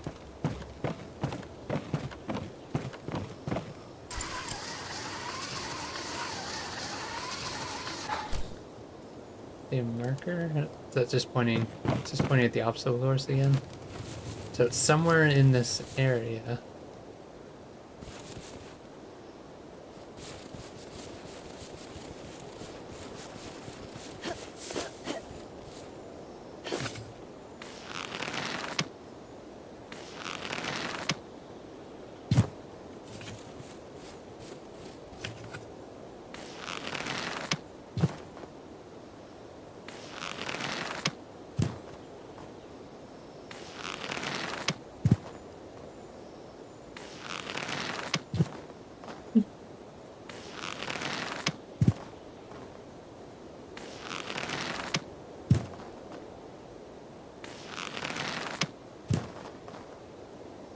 Is that it?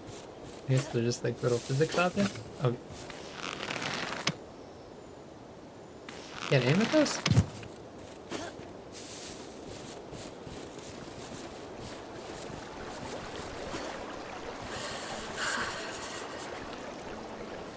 I think we got jammed from here, didn't we?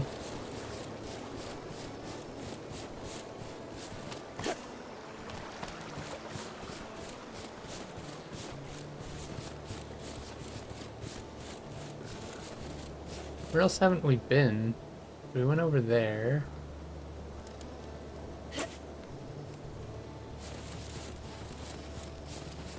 We went up this way. I don't think there was anything up this way either, right?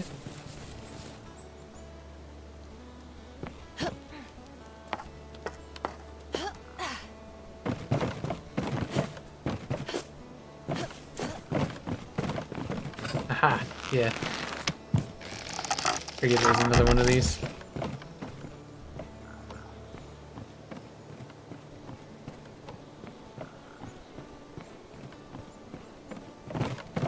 Seems like you have to be observant in this game, which is nice. Rope? Okay. Can I make this jump? I can't really tell. I mean, I could try anyway.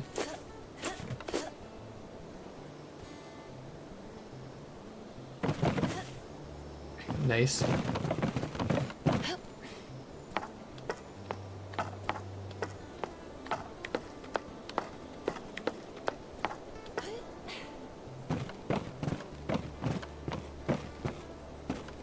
Corn on the cob! Ready for souping. Looks like that's all I needed from the obstacle course. Where to now? Mm-hmm. Yep, I've got everything. I better go check in with Rootsworth. I'm positively famished.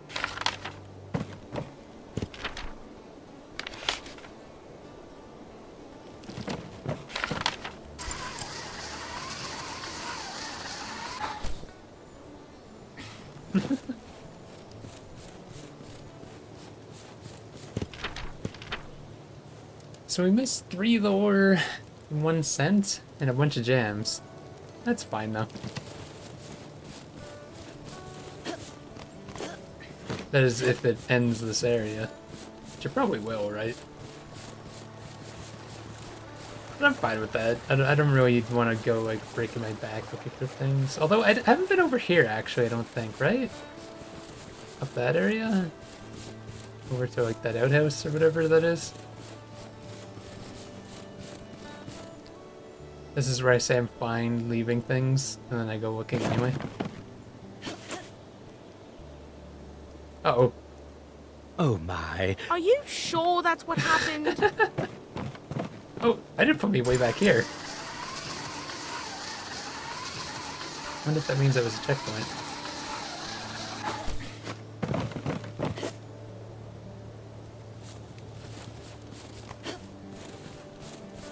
I don't know if you can go over there, but I saw like a walkway. I don't know what that walkway is.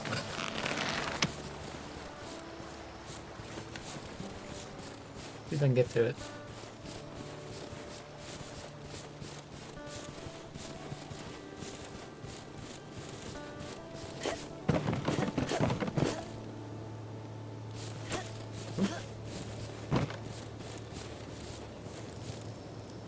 Yeah, I don't think you want to go sniffing around there.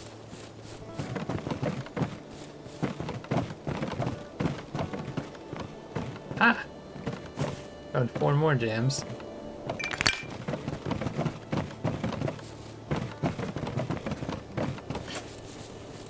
And a lore. Mysterious Riddle 1. Oh, we found the mysterious riddle.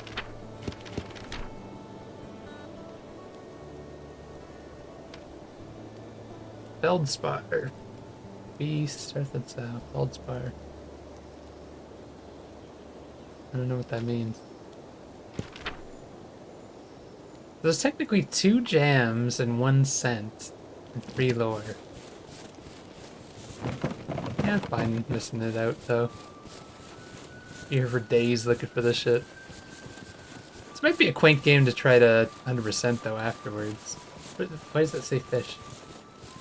Wait, did we get fish over here? Yeah, I guess so. I'm guessing we're gonna have a choice of what to make now. I wonder if there's anything in these. Yeah, we found a couple things in these tents, right?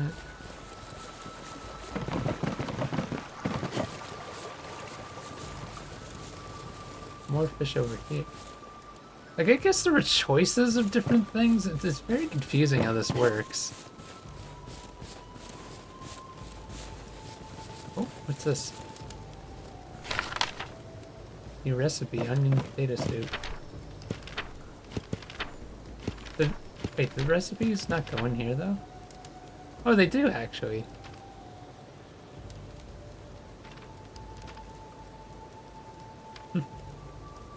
I thought there was something to do with gameplay with that. What's this?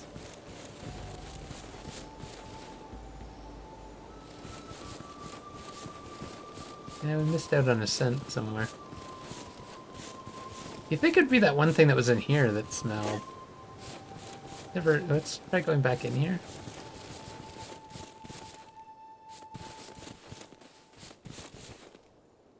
No. That's fine.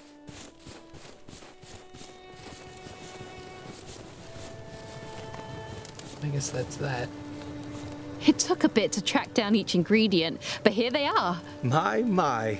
Then you've already finished your gathering. And here I thought you were dawdling about. A few radishes had been mistakenly pulled from the garden, but with the help of Rootsworth and a dollop of rosemary, our young scout delivered a fine soup for the feast. Is that your soup? You can still mix it up a bit more right now, but once the lid goes on top, you'll be done, and live or die with the consequences. Yes, I think that's it. What do you think? I think any meal is better than an empty stomach, and that no mouse is a master overnight. You gave it your best, and that's the point. Ah, would you smell that? Simply scrumptious. Though you must be finished with your errands for this evening. Feel free to explore and socialize to your heart's content. When you're quite ready, ring the dinner bell, and we'll begin the festivities. As the broth began to simmer and steam, the escaping sense told everyone in camp exactly the choices she'd made, with or without their say, and the thought made her feel both vulnerable and powerful. I didn't really make any choices, though. As far as I know. Ring the dinner bell. Wait, it says speak with... Oh, but speaking in was completed, I guess.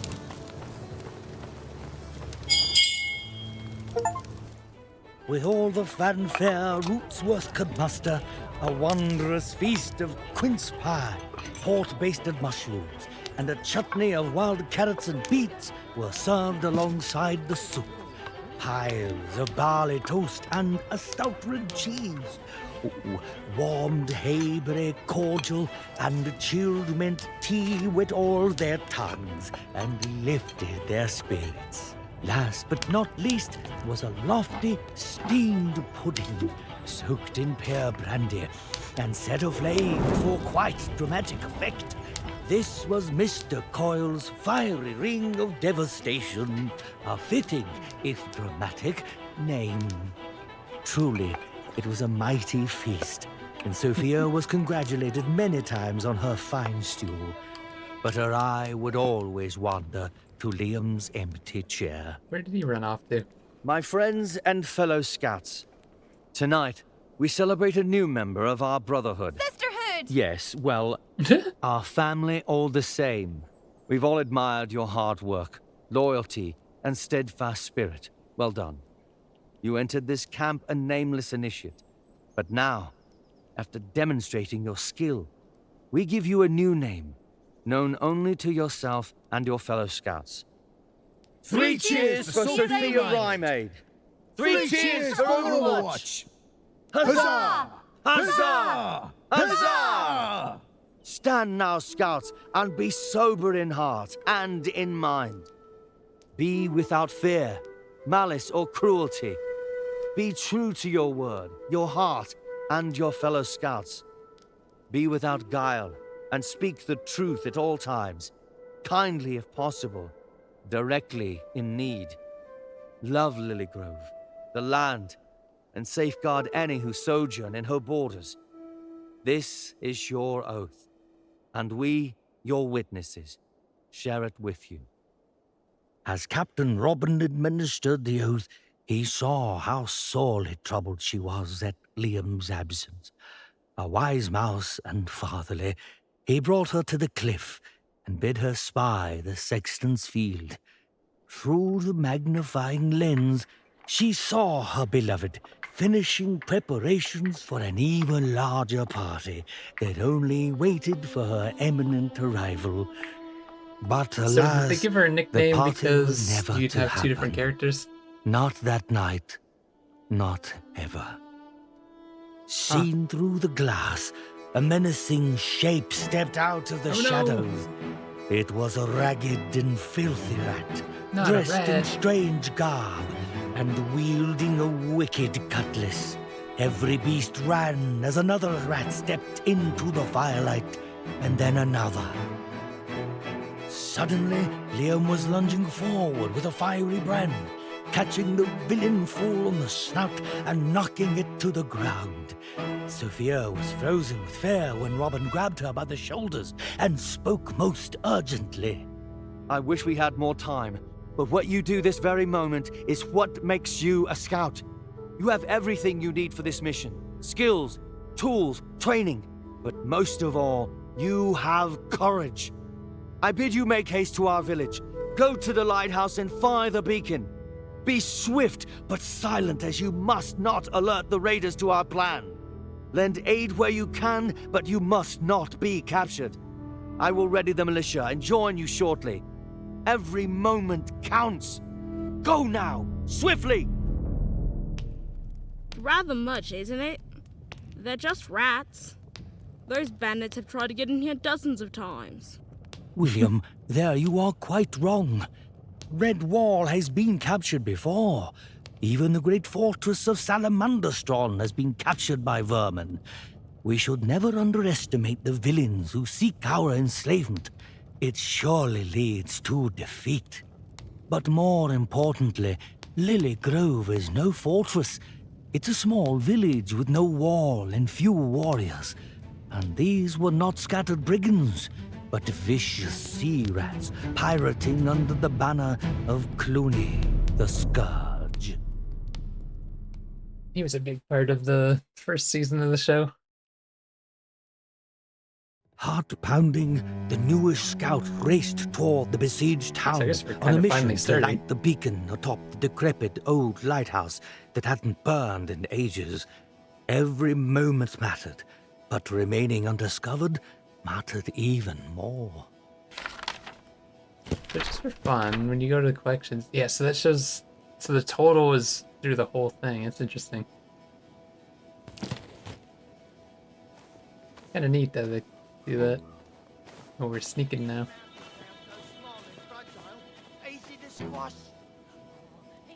So my scent is going that way.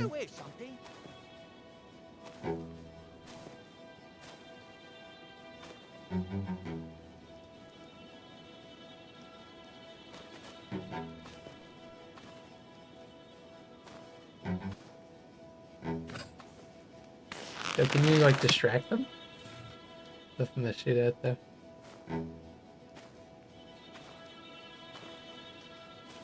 Hit bells to lure rats away. Okay.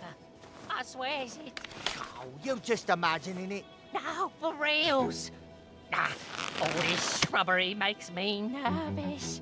What is that? See through 'em. Church bells? And all this. Let me have a look-sees.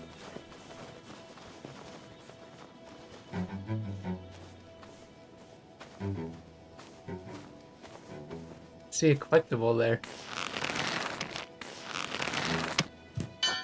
You hear that?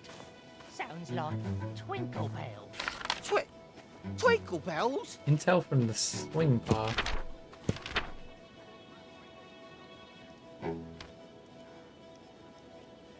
Mets here, bring loot.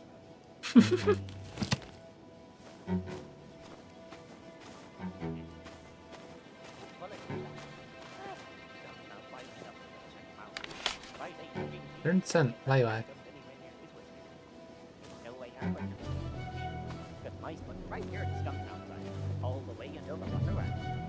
So many smells coming from this direction.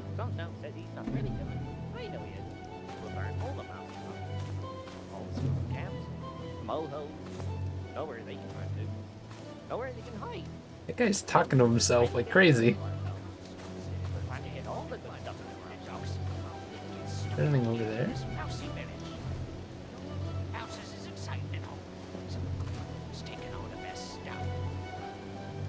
Watch out for mousers. Comes downstairs. That's what I think he says. So hold it there. Don't stop. Now I'm curious if there's anything over there. Probably is.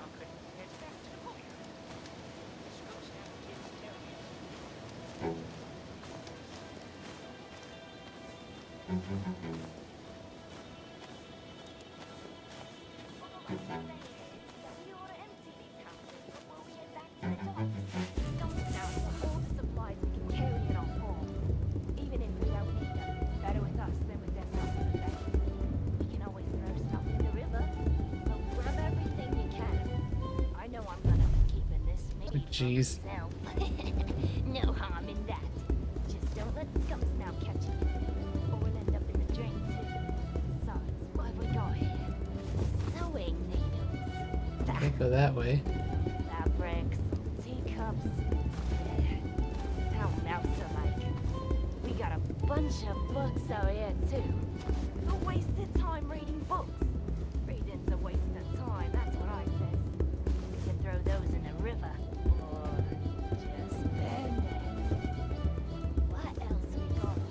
I don't know what the range is of sight.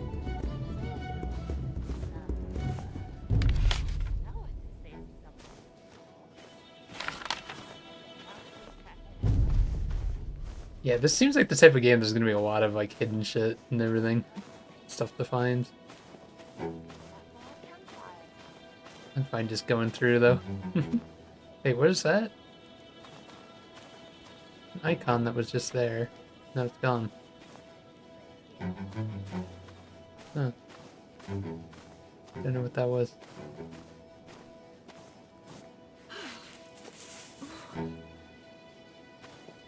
How are we getting by this? They're right there. While he was still alive. Oh, I see. They're gonna walk by. That is. Don't cross scums now, either. Lesson you want him to get you with that poisonous vial. Right, something smells fishy, and I don't mean those fish.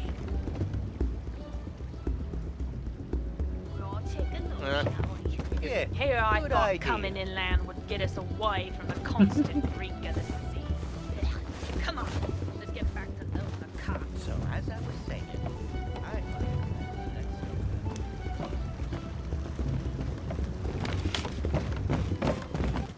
Oh, we're out of stealth now. Delivered mail to Coil. Tale of Windfree Collywobble. A reminder.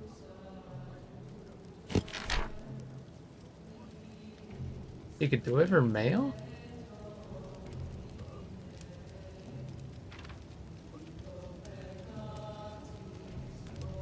Hmm.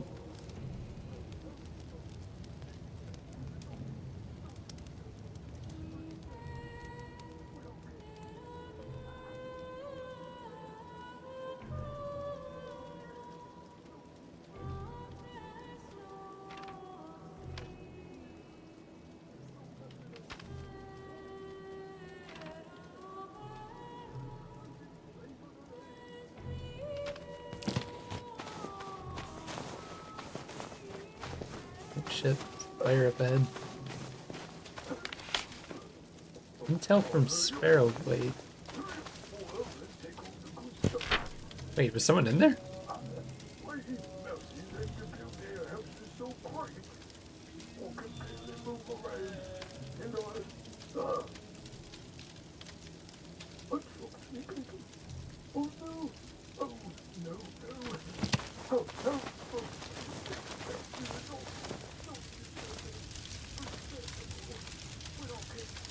What are those rats plotting? I can't quite hear them from here. Thank Martin. The rats seem to have left Friar Thomas's house unharmed.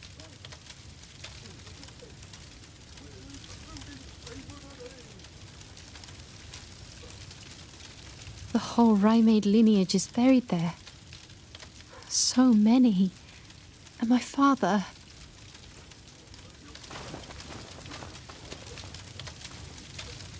Our fresh scout found themselves with a curious dilemma. Was it worth taking the time to somehow save the good friar's home, or was it more prudent to slip unnoticed towards Lilygrove and onward to the lighthouse? I once heard you say, the needs of the many outweigh the needs of the few or That's the Star one. Trek. Is that what you're getting at? Oh, come on. It's just a swipe. Optional. A spark, even a coal. How do I save it I though? ain't no charity. Get your own. You cannon brutes take all the fun. But even settle for a lipstick. Get How can I... lost.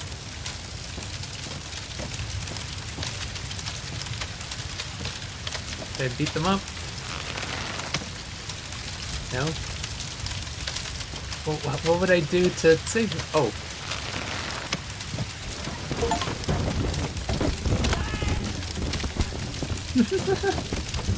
Get heck rats.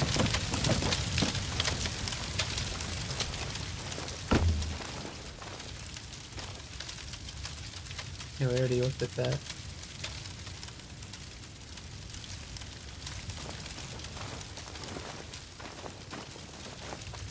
Got an achievement for it.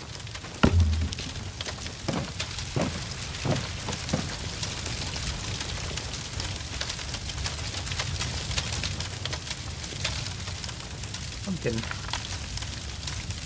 Learned M. Morley.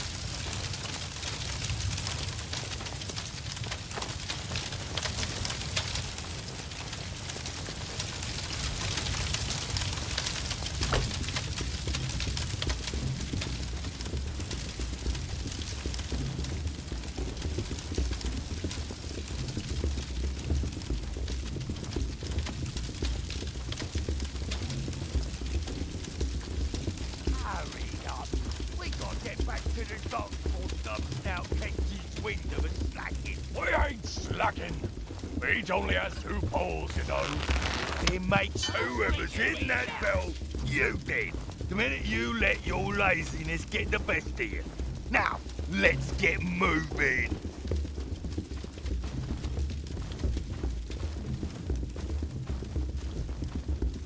Oh shit though.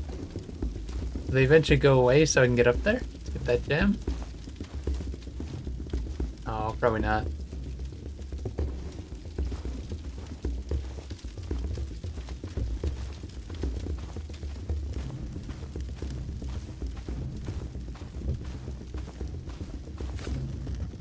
Yeah, I guess I was supposed to sneak by them without using the bell. Although, wait a minute.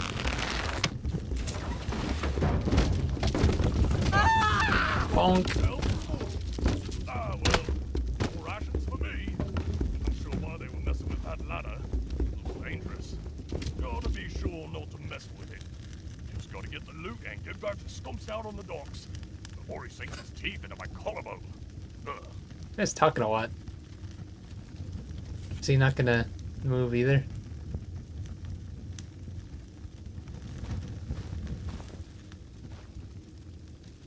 Was there a way to lure him over there? Get hit by it too? Oh well.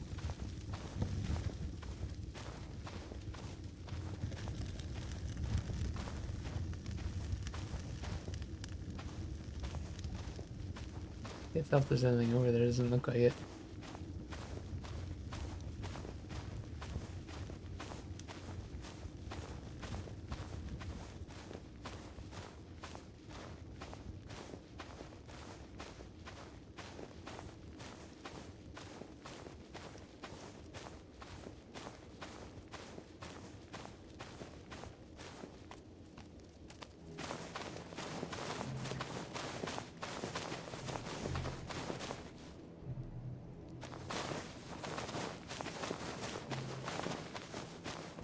That grave is floating.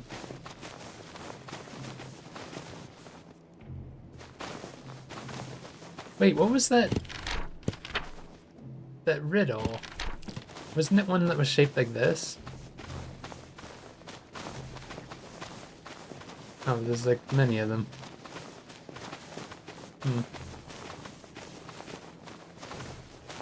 I just wonder if there's anything you can like do with that.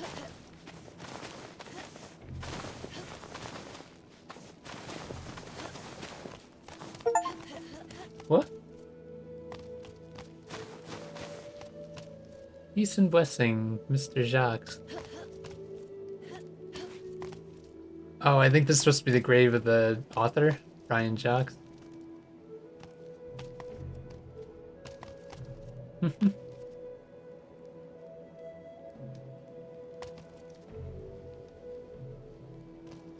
That's a little sad.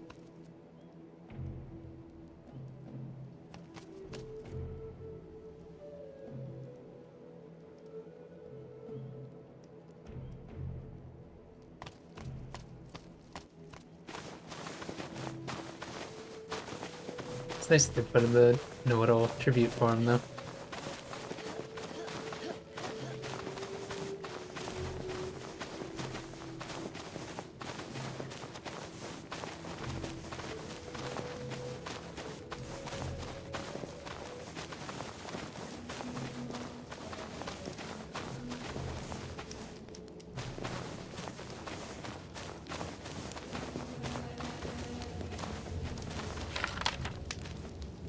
Those toast. It's weird that they don't all go in the same order.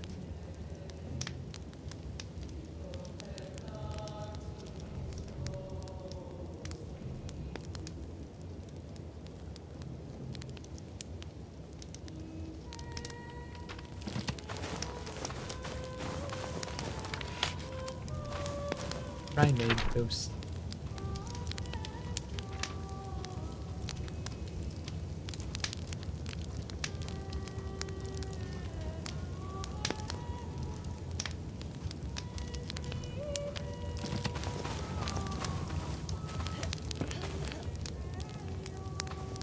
Temples?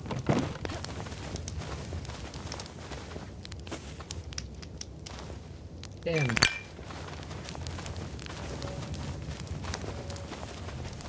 Guess we'll save this little... Oh no. Friar Thomas, are you all right? We saved your house. Dear me.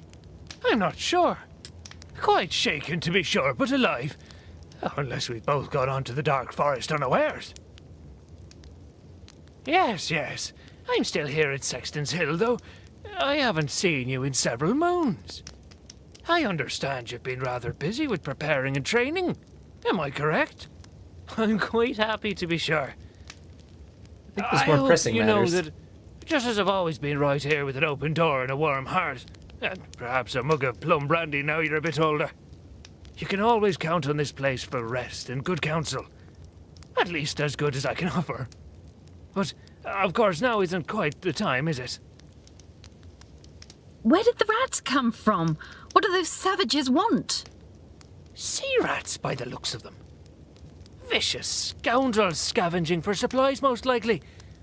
They're cruel, but aiming more to steal than to kill. Or so I'd gather. Pirates, really. I've seen their kind regularly when I was near the coast. But these corsairs are far too inland.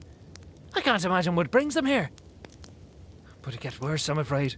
We were attacked by a mere scouting party, which means there are likely more behind them. Yes, remarkable. Saved us all with that quick wit and even quicker firebrand. None of us would have made it otherwise. Come now. Let me help you to your feet. Thank you, child. Oh, got two. Finish the pirates without being detected and finish the pirates. Surveying the broken remains of her graduation party, Sophia was struck by several emotions at once. Anger, sadness, fear, and indignation. They all rose up in her heart together. But the strongest of all was the grim awareness that it was less than an hour ago that she was recklessly longing for adventure, only to find that Captain Robin was right. He did warn us. Living it was quite different than she'd imagined. Once he'd gathered his wits, the sexton told a tale of how he'd been full front for the Corsair's sneak attack, and also for Liam's courageous defense. Seeing her concerned, the wizened old friar assured her that Liam was quite all right, and how he'd drawn the beast away, allowing several villagers to escape in the ancient catacombs beneath Sexton's Hill. Sophia was filled with pride for her brave betrothed Liam, but worried to learn that he insisted on running headlong into town to fend off the raiders. As the two mice peered northward with Sophia's new wayglass, they spied a growing chaos of frightened mice and pillaging pirates. So but Liam was nowhere to be seen. If I chose Liam, even worse, gathering to the south, they could see a long line of It's so marching weird. rats. The bulk of the attacking force was less than an hour's march away. With the road blocked and no cover, there was no way Sophia could reach the lighthouse that way and remain undetected. But then the gentle friar revealed a secret passage in the crypts that led to a twisting maze of vaults and halls beneath the village. Perhaps the subterranean path would get Sophia down to the water's edge. Handing her a lantern, the friar's last words hung in her heart like dead weight. Hurry, lass. Liam is down there somewhere, and he's alone. If time was so important, then why'd they take the safe and slow path? I'd have run right into town and shown those brutish vermin what a mouse is made of. Remember, my boy, she had no weapon. And even if she had a sword, she'd never been trained. Those wretched vermin were practiced killers and would likely have split her hide like a gourd given the chance. Stealth was her only option. I'm gonna take a quick break. I will be right back.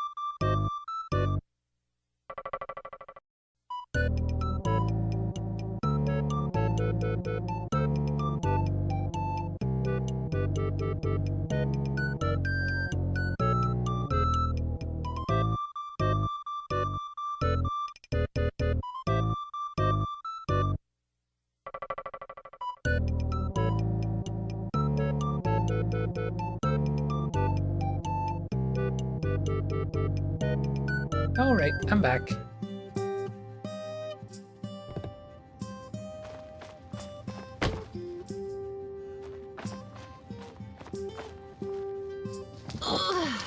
Oh, what the? What just happened?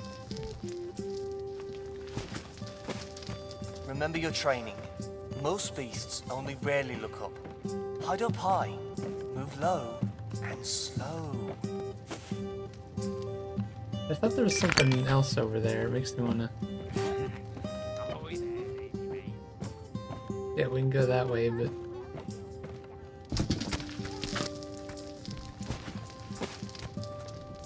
I see... Oh no, I see. See, there's another mouse over there.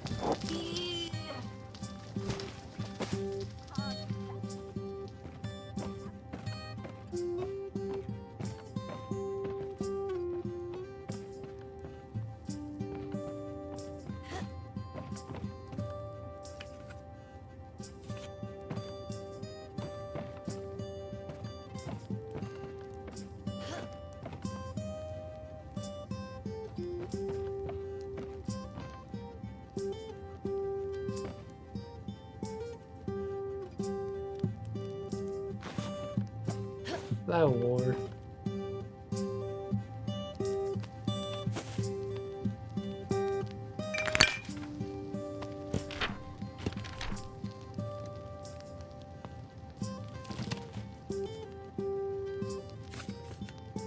Oh, really?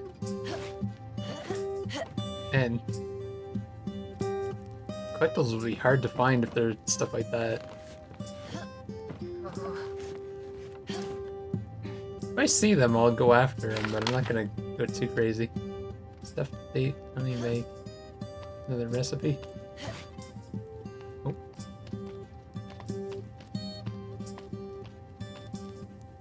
Yeah, we don't want to go that way. Though we might have to.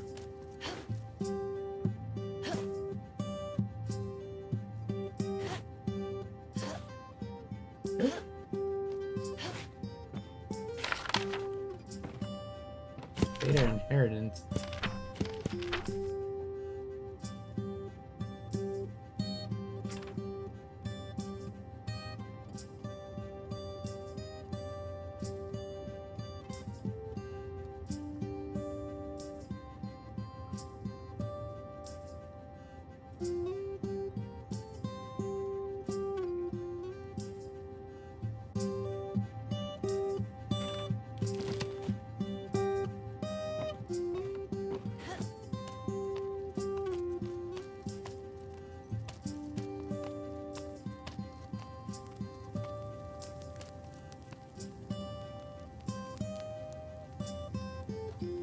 So what do I want them to smell me and then...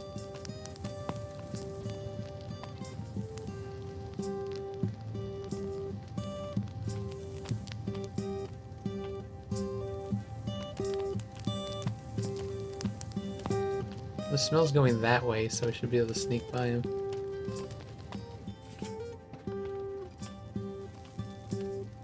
What?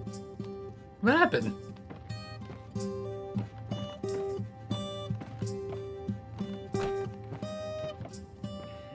Apparently I got caught or something?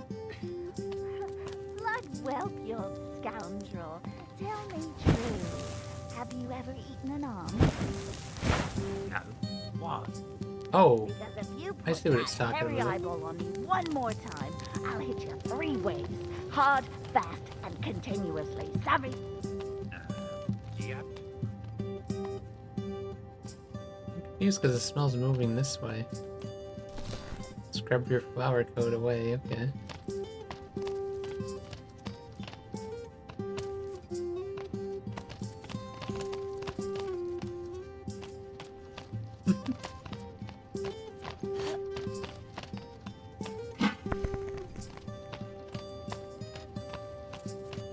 There, bathed in silver moonlight, the Lily Grove catacombs stood as a grand, if dusty, example of the craftsmanship of the moles. Long centuries before the spectacular vault was built by the mighty Runeborough clan in celebration and gratitude of all that Lily Grove had become in its heyday, which even then was long, long ago. And though its splendor had faded in the steady flow of time, it was and still is one of the most majestic sights in all of Mossflower Country. I see Jam way the fuck over there. Oh my, thank the stars, it's so good to see. Hold now, aren't you one of the Rye Maid girls? What are you doing dressed as a scout? Mrs. Ivywain, I am a scout. I just graduated this evening for your information. Oh dear me, I didn't mean to offend, my dear. I just didn't expect. Well, no matter. You're here now. Whatever are you going to do? Me? Well, I'm not quite sure. This is all happening so quickly. But I'll do my best to uphold my oath. You can count on me. I see. Rescue doorbell optional. You again?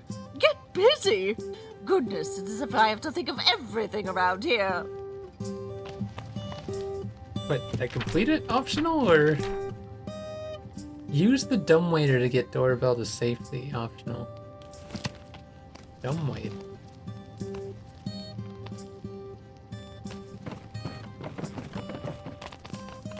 Is it something like around here or? That's where I came in.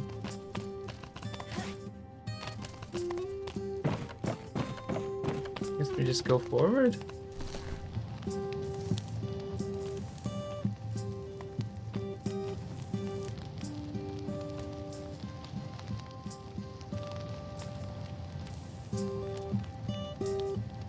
Oh.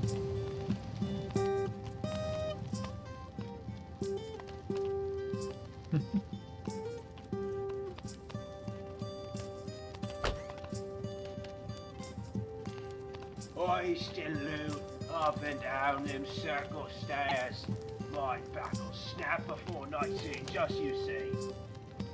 No matter, plenty of strong, feisty ale down here. That'll do.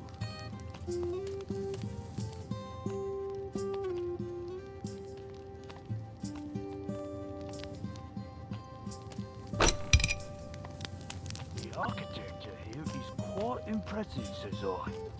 Mr. Cornsilk, I didn't expect to see you down here. Are you quite all right? Oh, surprised, are we? And why's that now? Perhaps you mean to say you hope not to find me down here safe and alive, instead of stuck on a pike, eh? Well, no, nothing of the sort. I only meant your tavern keg vault is likely the safest hiding place in the whole village. Yes, well, it would have been, except I was in the middle of rotating stock when the brutes arrived. But never mind that now. You're a scout, right? Isn't it your job to take care of such things? Get me out of here. What do they mean by that? Does it mean that I have to...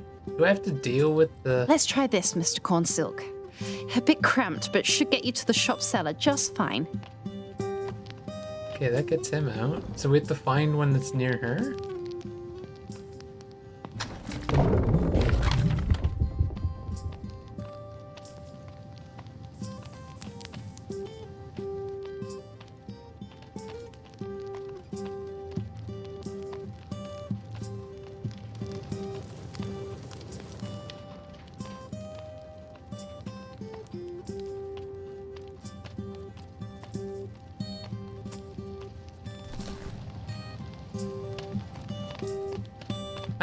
How did I not see Here, that? Miss Ivywayne. I'll crank you up to your shop cellar using this.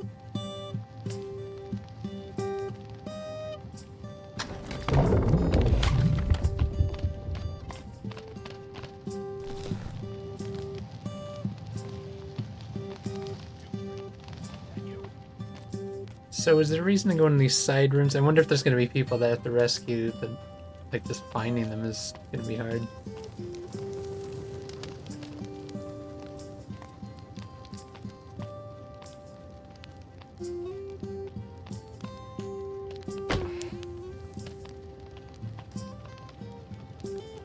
Smells going that way, that's not good.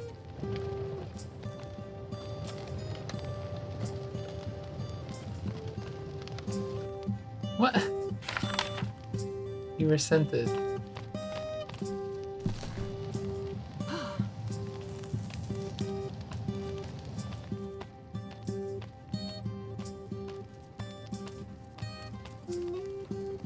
I thought it basically said that, like, you can get sort of half caught, but apparently not. I don't know.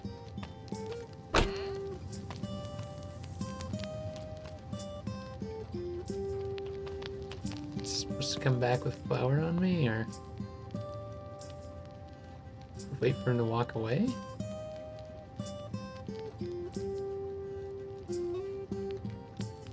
Looks like he's smelling.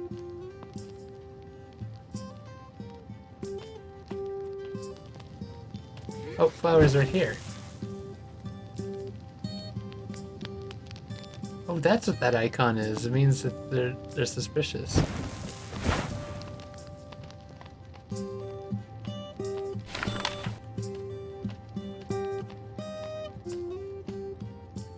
Anything else in here?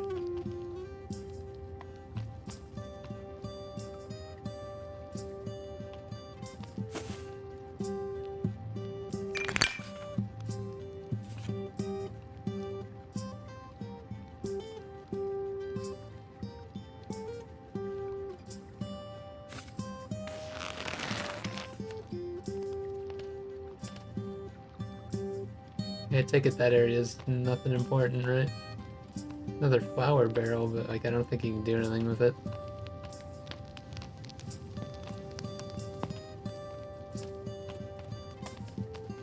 Could probably just go this way, but it's also over there.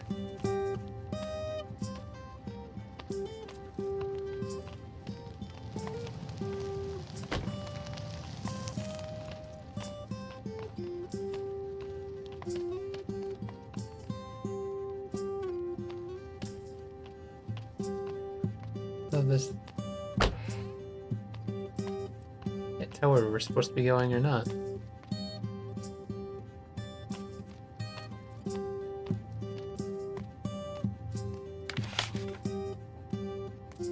Women's declaration?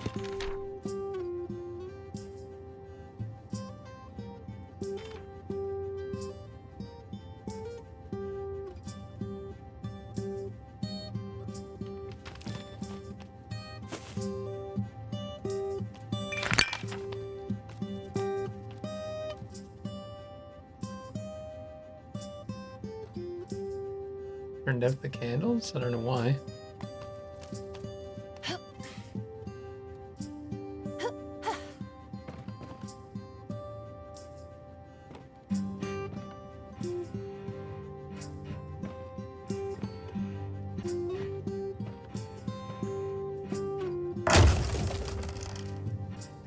Just to use that to push it on them? Why is he suspicious a little bit? Oh, I can't push this on his head.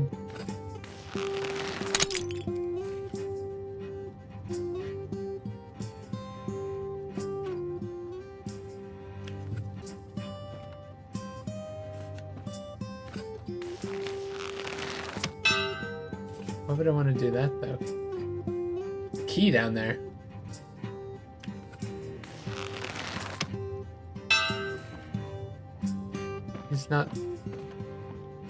He's not falling for it.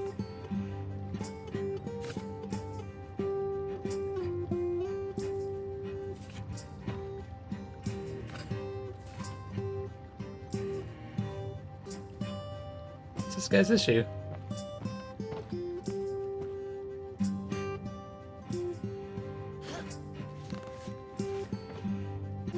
Is it because of the smell?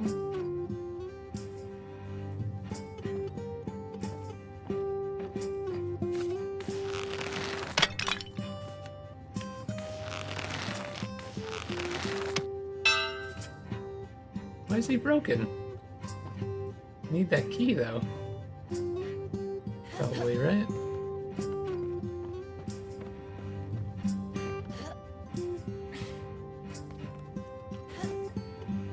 If I walk away or something?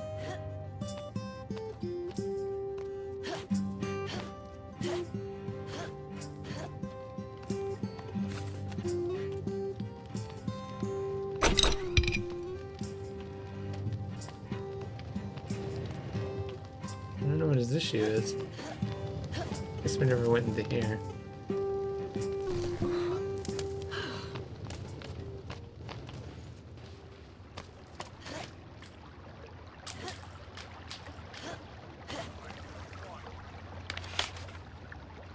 Better to mommy.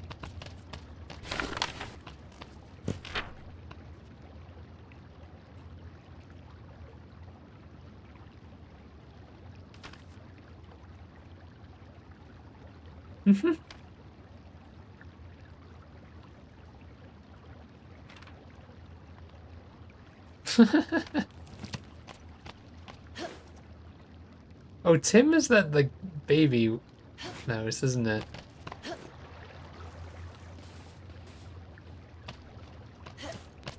Daddy.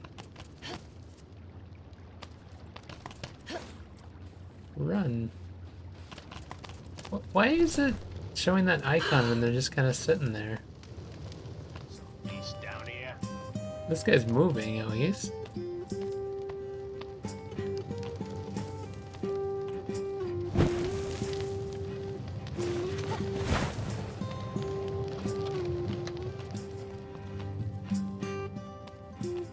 That guy's just staring in one direction.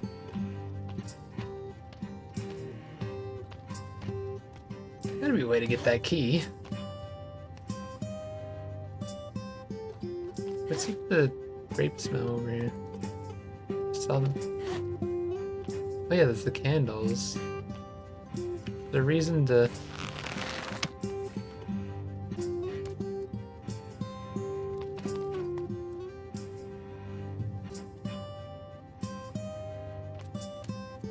Huh?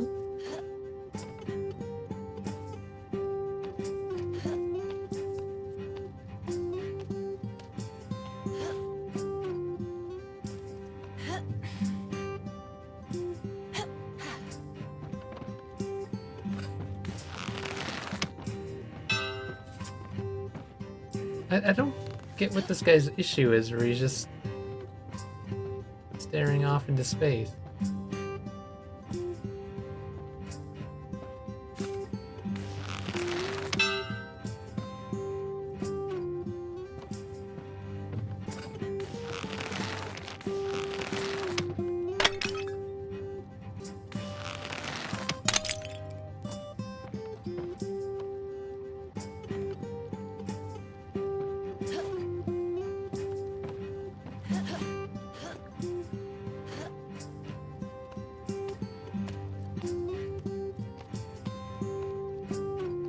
Maybe the glasses mean he's blind?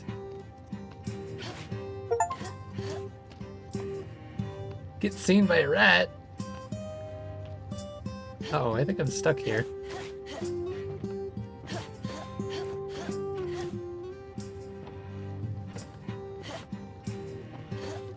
How do I get a Chivo for doing something you don't want to do?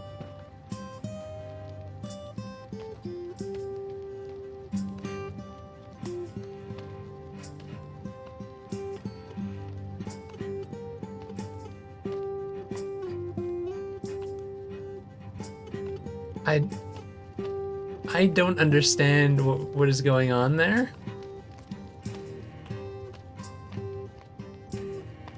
But we'll go with it. We got a key anyway. Oh my, just look at you! A new Lily Grove Scout.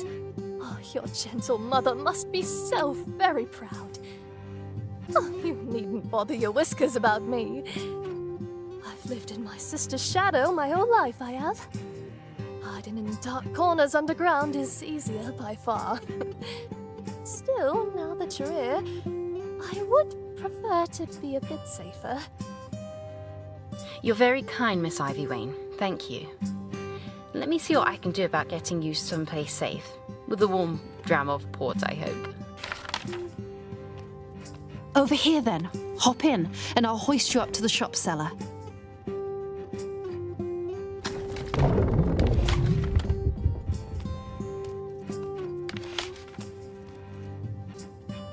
Knew this is on one of them.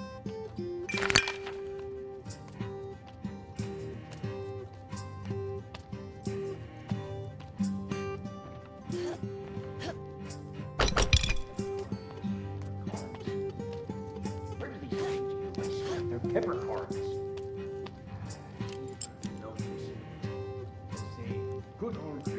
I used to think Badgers built this place, given all these statues, but Thomas says it's actually moles.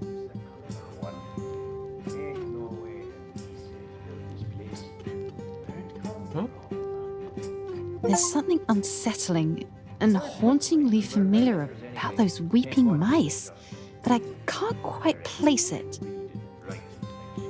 That gave me an achievement. It said find the weeping mice. I don't know what that means. Is that like a reference to maybe one of the books or something? Was this place always so run down? As a kid, it looked so bright and shiny new.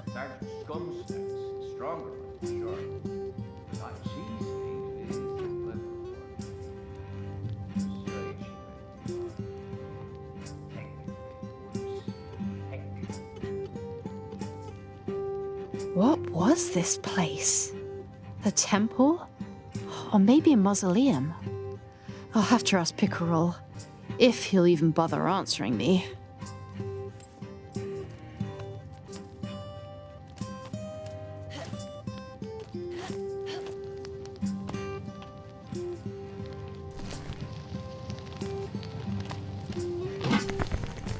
Fire.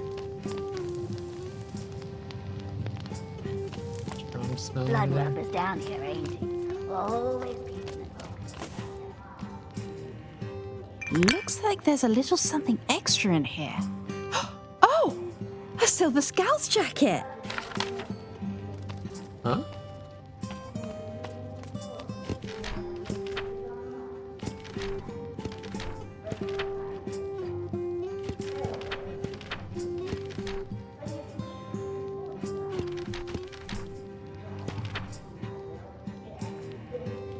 What was that jacket about? Is that... Is she wearing a different jacket now? But then why should I square up at all? He fancies me, he does. A little wish of the tail, and his guard'll go down. Long enough to feed him a gaff hook, I weren't. Ach, listen to me. Why are they showing down there? Is there a way I can get down there?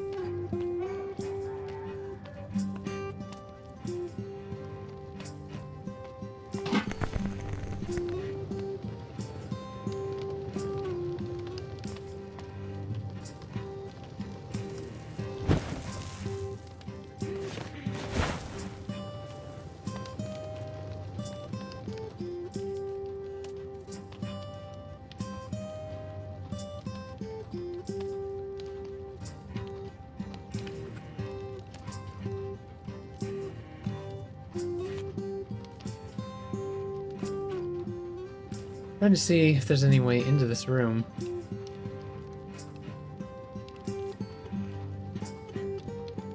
Not seeing one.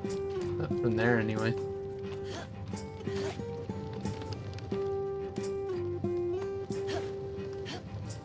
Oh, what if you go here? What's the point of lighting these? Two ways to cheese.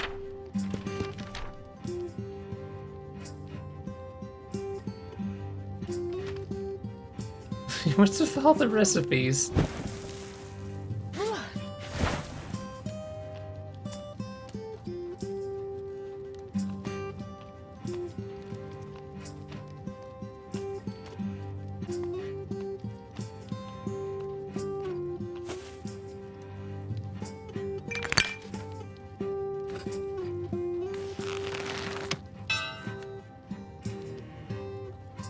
Why are they not listening to the bells anymore?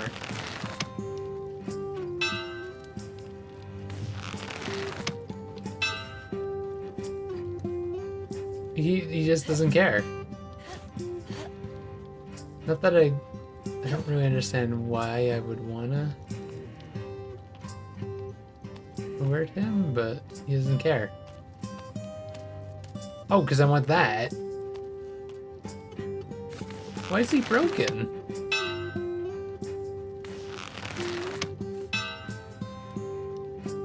This guy deaf or something? Like, what do you...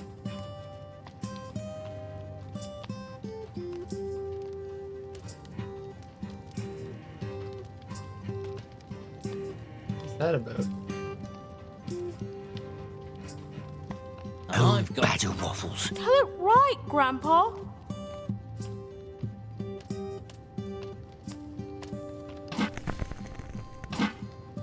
I think this game might be bugging out or something. Like, I don't understand what's going on.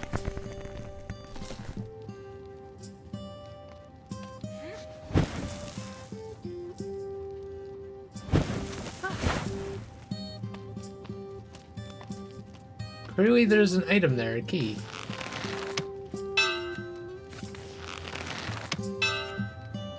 You can't hear that? Like, what's wrong with them?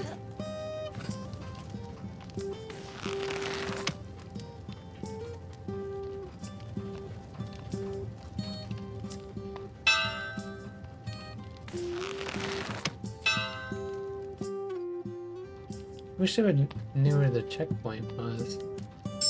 I don't believe that. I just made that up. Like Brad did, I don't know if it's gonna count.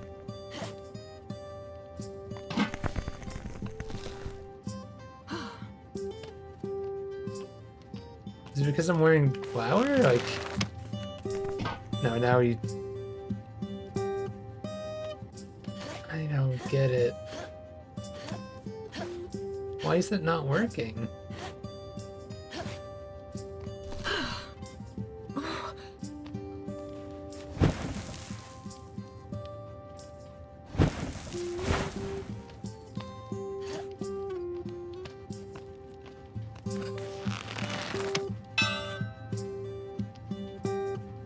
Like, if that's not gonna work, then I can't get this key.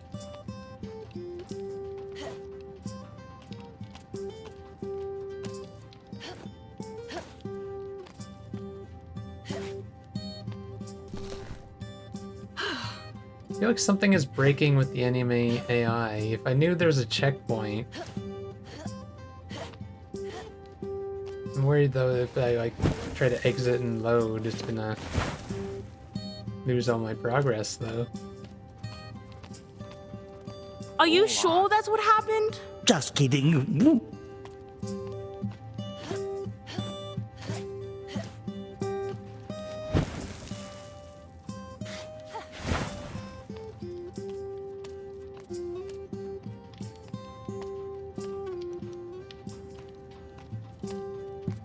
Quit stalling. I want to know what happens. Anyway.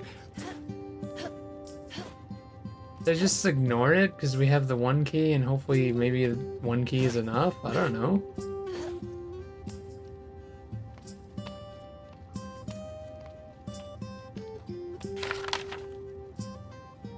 Letter to Gwymer. Order from Smithy. Redwall trade order. Jesus Christ, what is all this? All these mails. It's hard to tell the order of these, too.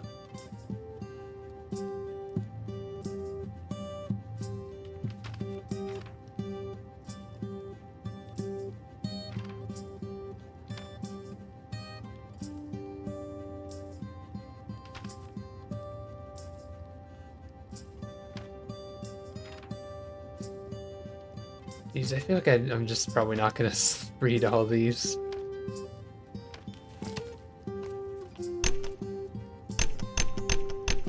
So I need that key. And the game has decided that I'm not gonna get that key.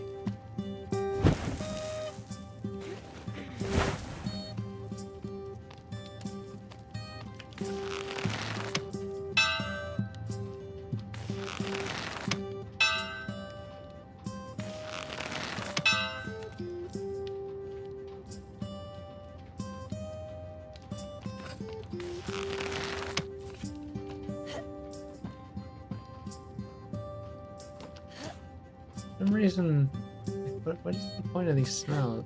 Candle. I don't know what these candles are for.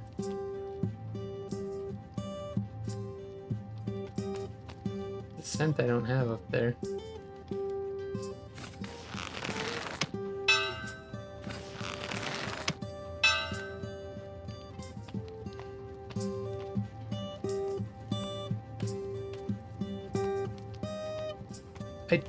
I don't get this.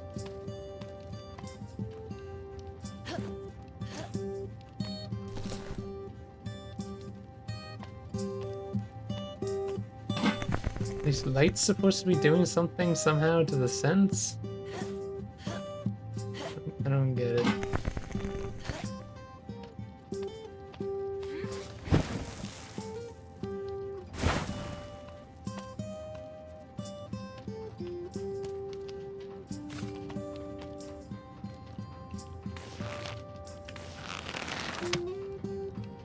Nothing else to aim at.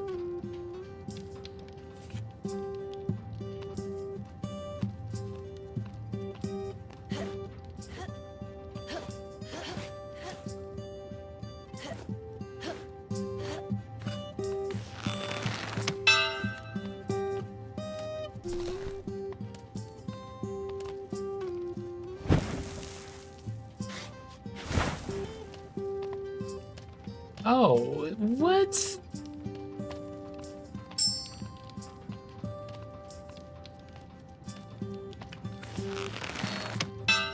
And how was I supposed to know that? I guess the other room was supposed to teach me that, probably. The other one I had trouble with. That's a little convoluted. Wait, so did it save that I grabbed these? Yeah.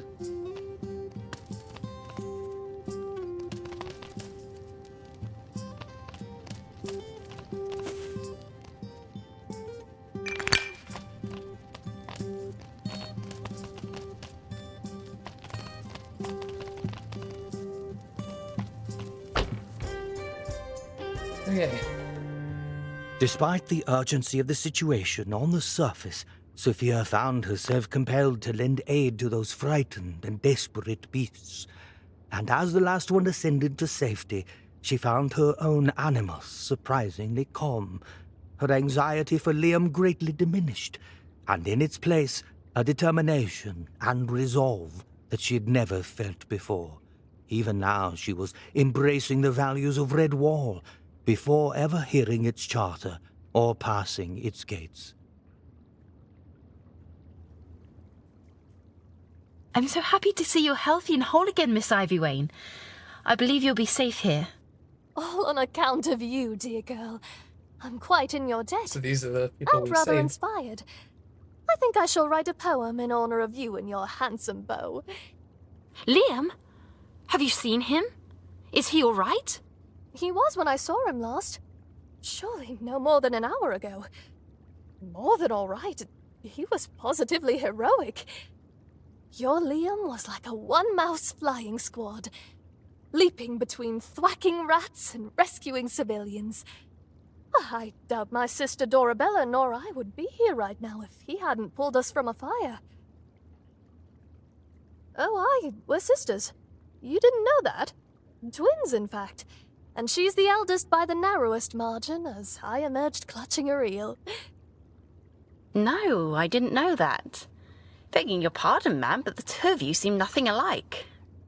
Oh, no offense taken, my dear. That's the way it is with twins from time to time. I've always been the quiet, creative one. A flibbertigibbet, she says. And she's always been the smart and productive one. Yes, I might say you were the kind one, but perhaps you have a better way to put it. Oh, my, I should have thought of that. Oh, you must be so worried with your farm out on the outskirts. Well, rest at ease, dear one. They're quite safe. We were all preparing a surprise party for you. Surprise. In the midst of our decorating, the beasts attacked, but your Liam jumped instantly into action and drove them back, giving all of us time to escape, including your entire family, Sophia. I expect they found refuge up Old Moss Creek by now. This place? This is the dry cellar of Ivy Wayne Merchant, Dorabella's shop. I expect the shop itself is quite crawling with vermin, but the passageway yonder should lead you toward the town square. Oh, please be careful, dear, and make sure your valiant Liam isn't out there alone.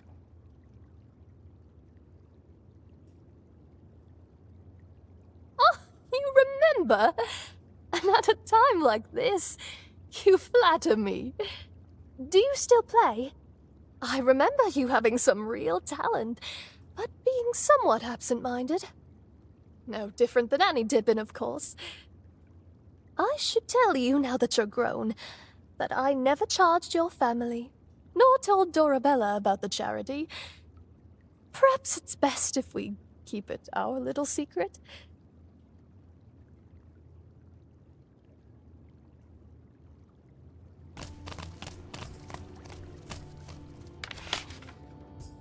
Wedding cake order. Whoops.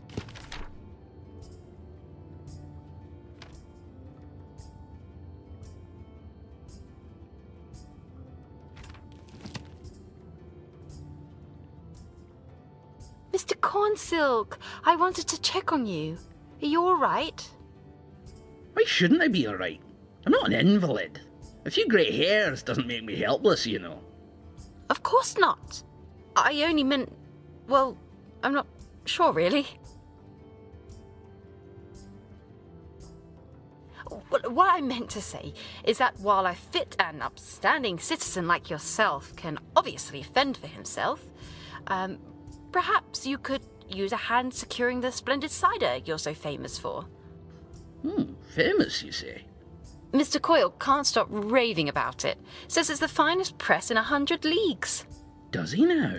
Well, he's quite right, of course.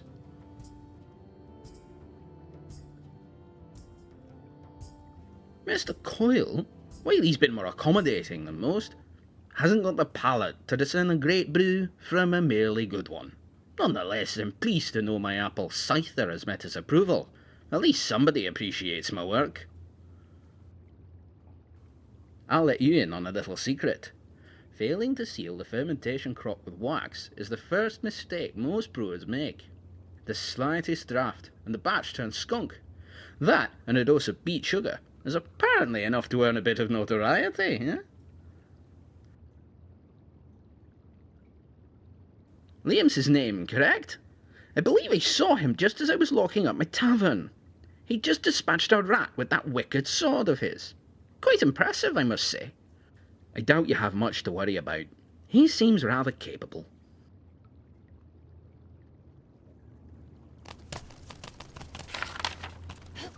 New recipe, butter. You need a recipe for butter? Jeez, we have so much shit in here. I wish it was in order of picking it up.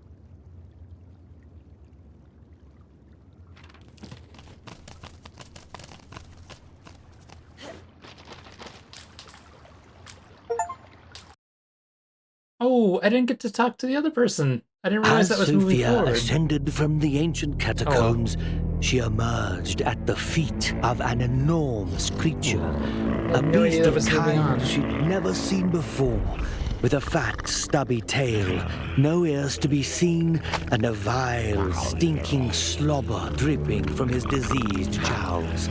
Several rats circled about him, throwing down their collected loot at his feet like sacrifice to some heathen shrine, all the while simpering and falling for his approval and being beat as often as they were congratulated. At each interaction, they'd speak his name like a curse. Scum Snout. So this was the leader of their raiding party, and Sophia could see why. He towered over his minions and wielded the gigantic mace as if it were a twig. A fleck of his wrist and any nearby rat would crumble or sail into the nearest wall.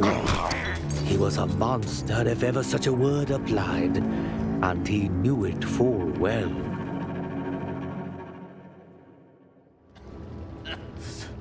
Sophia? Is that you? We found him. Oh, it is! Liam, what happened? Are you alright? Oh, if I get my paws on that scurvy, disgusting rat that did this to you, I'll... Liam, you look hurt. Tell me what's wrong. No, it's nothing really. Just a bite to me old picnic.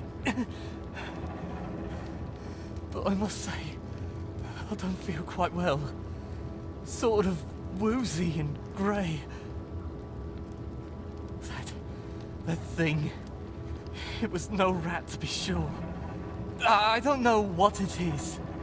Oh, it's towering, it's foul. It nearly took my arm off lest I walloped him in the jowls. Oh, Sophia, you have to get away from here before he scents you. Nothing will keep me from you. Not even a grangy monstrosity. Remember the vows we prepared?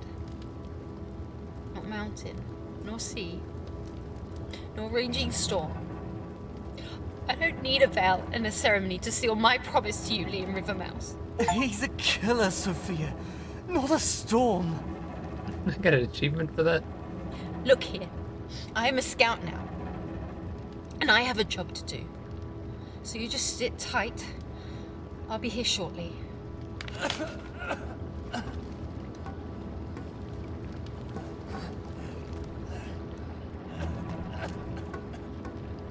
No matter what, I must stay out of sight. No light, no noise. Silent as a great welcome.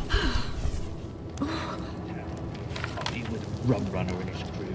Fishing Weren't too bad by tips. the fires, but right bad news to set a light this here courtyard of boars we cleaning out. Maybe just a little fire could do it. No, I mustn't.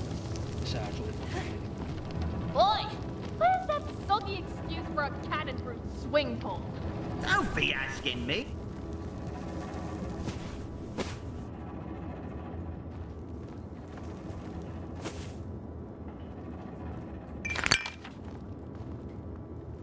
Enter password.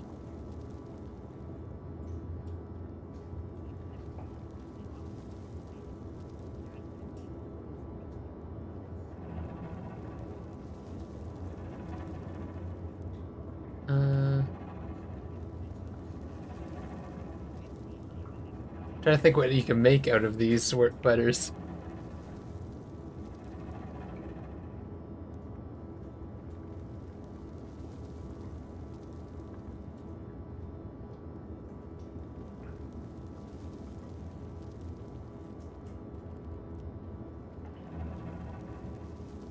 I don't know.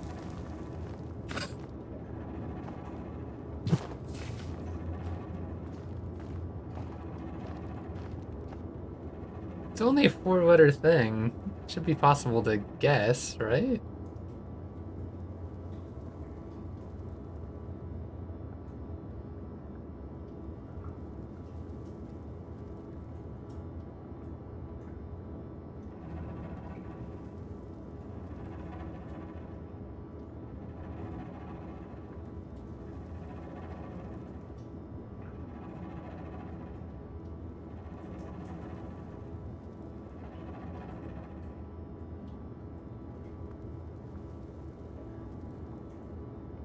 home? No.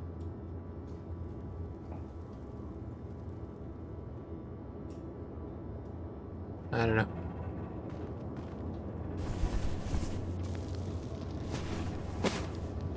Probably a note or something that has like a clue or something to it.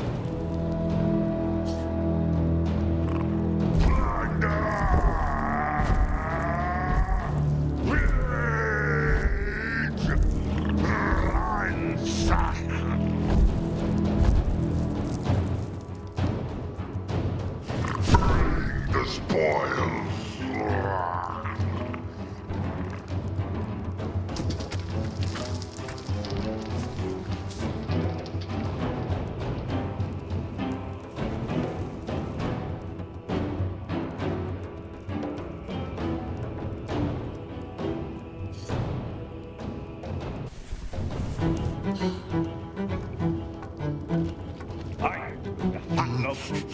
Any luck on finding some? Do I smell peppercorns? Peppercorns, Your sir? breath. No, not me, sir.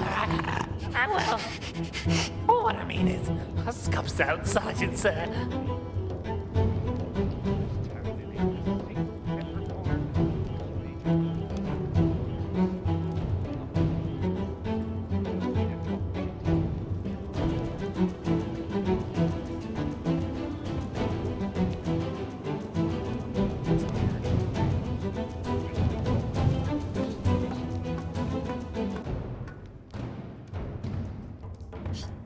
You hedge-born flame.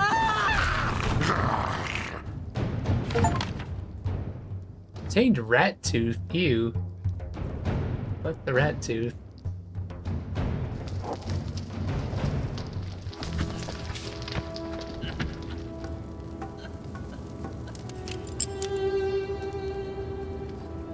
Through the way-glass could be seen a large, looming shadow. It set her fur a-bristle to think an owl would sit idly by whilst vermin burned her home.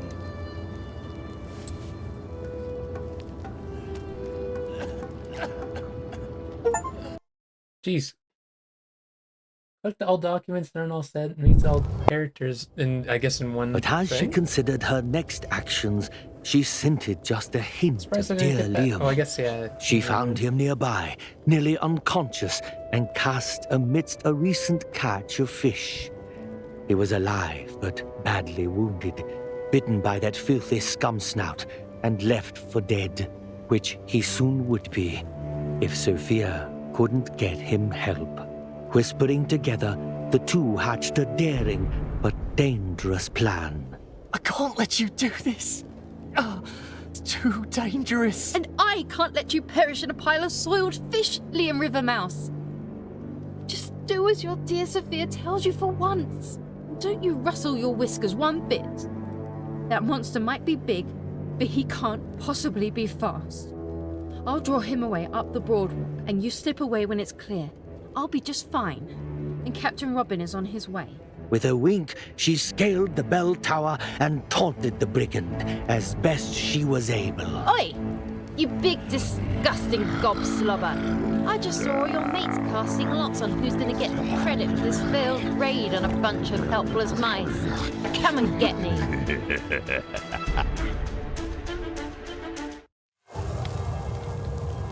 Now what? The moment the taunt left her lips, she knew it was a mistake. Scumsnap was fast, and now he was singularly focused on her. Jeez. Jeez, what happened there? Oh.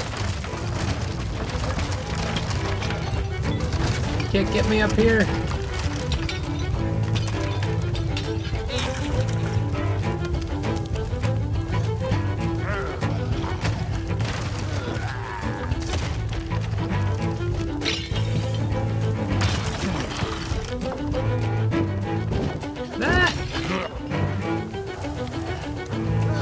Why is it? It feels like I'm fighting against the camera a little bit.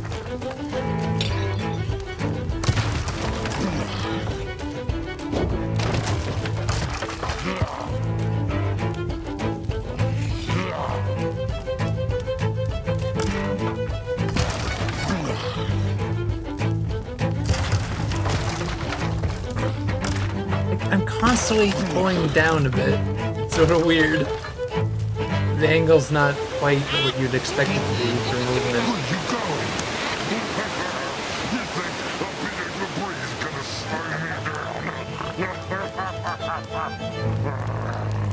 They stopped chasing me, I guess. Like, I'm holding down and to the right at this moment to make her go sideways. It's very weird. Escape was impossible. With every dodge and jump, the enormous monster somehow came effortlessly smashing through like he got every stuck. barrel and barrier like a juggernaut. Oh no, there he is. He was stuck for a moment, I think.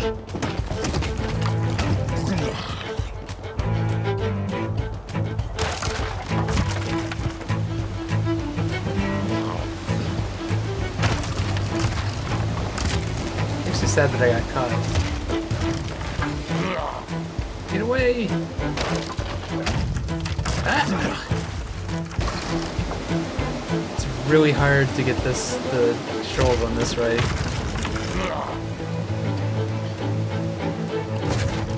It's because it feels like it's not based on the way the camera is moved. So even though the camera is rotating, it's not changing what I have to hold. What I have to hold is not directly to the left. It's left and then down a bit.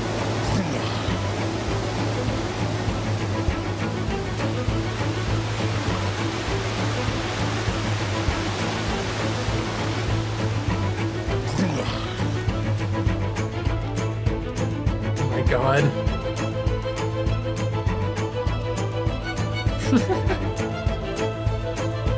I don't know if I can let go or not.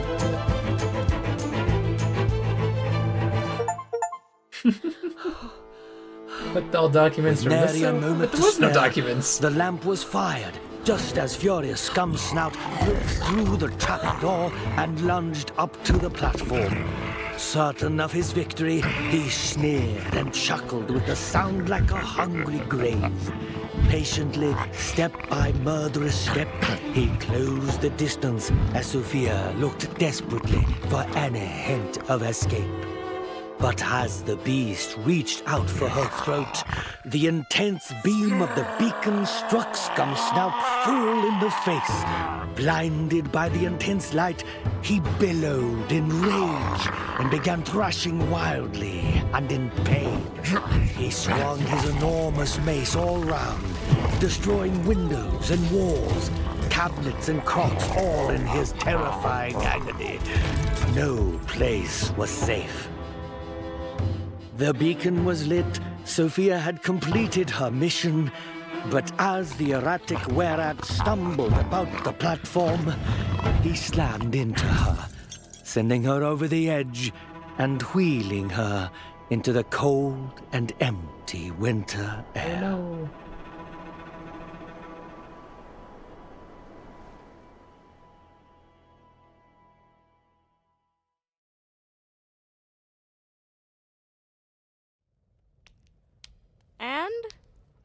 And what? And what's next? The story can't end there. What happened to Sophia? What happened to Liam? I tell you, it can't end there. Oh, Badger Waffles. Most certainly it can. Endings are the right and proper place to stop, don't you think? But more importantly, oh, it's quite late. You're quite ill. And I have quite a bit more to do before the sun rises again. What the heck? You can't end the story. Good night, my dear boy. And sleep sound, knowing I'll be back to tell you more of the story. I know this game is in 3 parts, so is this the end of one of the parts? Battle of Lily Grove. It's perhaps been a while since we've caught up with our Sophia. Yeah, that must be. Well, if you the end of the remember, part. she passed her scout initiation with flying colors and was I guess I could immediately check- thrown no, into the when thick of a sea rat invasion on her village, Lily Grove. She made her way through the village and to the catacombs, where she bravely saved some locals from the rat clutches. But then came Scumsnout.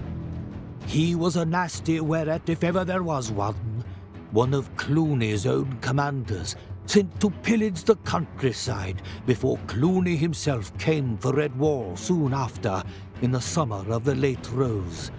Scumsnout and his sea rats wrought havoc on the little village.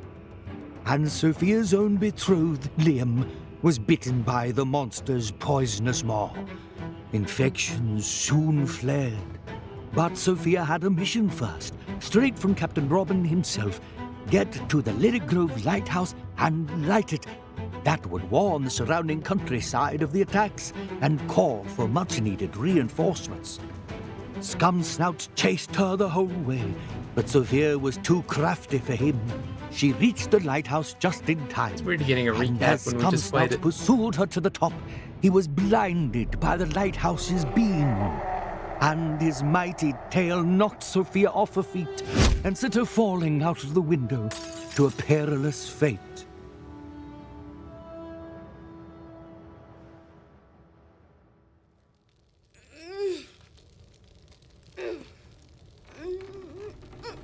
Whoa, whoa, whoa!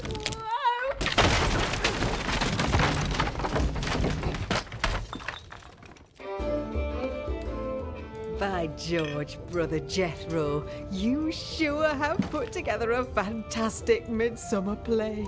The rehearsal looked just magical. Oh, well, it would have been even more so had you waited to sneak a peek until its debut tomorrow night. Can you blame us? We heard that music and we just had to take a look. I do believe it be too tempting to ignore. I can't wait to see the rest of it at the festival. If I'd known you were such a storyteller, Brother Jethro, I'd have come south sooner. Well, Captain Barker, I'm only passing the tale along. I've heard you've got an exciting tale about Finn and Fiona. Oh, Brother Jethro, if you keep letting the boy have his nightmares, never are my remedies going to work. Nightmares? Oh, I caught him in the library, grabbing at that spyglass of yours again. Might have cracked his noggin had I not gotten there in time. I'm sorry, Grandfather. It's just I can't sleep. Mom and Dad keep fighting, and Sophia falling off the lighthouse. Grandfather, you never told me what happens next. Well, William, your eyes could hardly stay open last night. I'd have been a terrible grandfather if I hadn't let you sleep. But Scumsnout and Sophia, she can't have been hurt. She's too important. Oh, little William, you've grown quite fond of Sophia, eh? I mean, she's a great warrior, and she fights so hard for Liam. She reminds me of Mom. Well? I guess Jethro will have to finish the story then. Yes, please. All right, very well. Let's continue. But where were we exactly? Sophia was running away from Scumsnout. She'd been knocked out of the lighthouse, but she wasn't. Surely she didn't. She'd saved Lily Grove with her courage, remember? With the lighthouse lit, reinforcements throughout Mossflower would come to their aid. But her success came at a great price. Falling through the night air, Sophia wondered if her journey to the dark forest was finally upon her. Luckily, Martin had more use for her yet.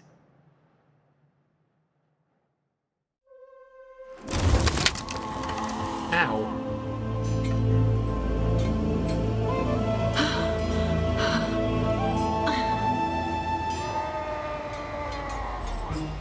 Oh, my head. It's the sound of battle, that is. Who are the rats fighting? I thought the villagers fled.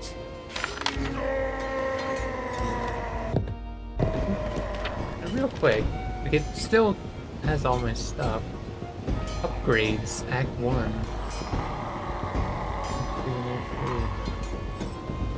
So did I miss the spyglass upgrades? We found the outfit, I guess. So is this Act 2? It really made it sound like it was.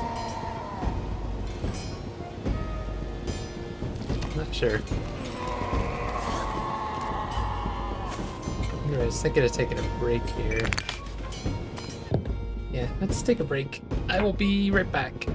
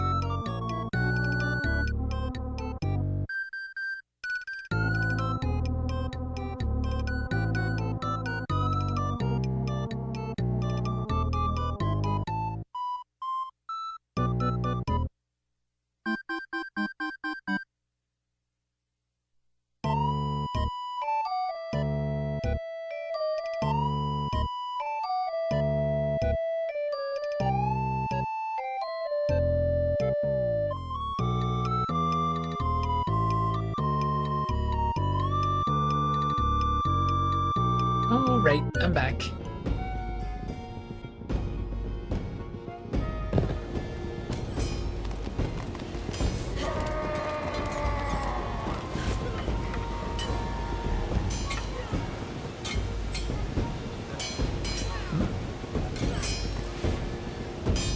That was weird.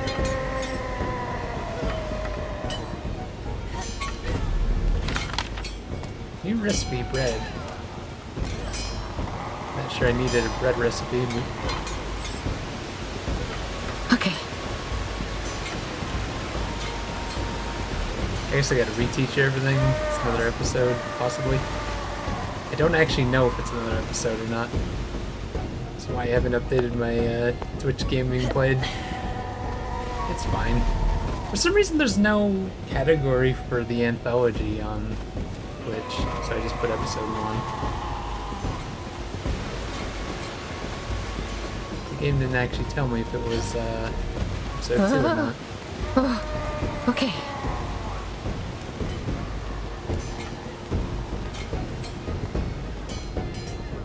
So I wonder, we found that upgrade, apparently, but I don't know what that does.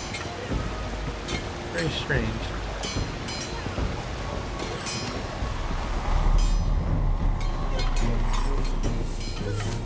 Make it so they see us or something? Like, there's no combat.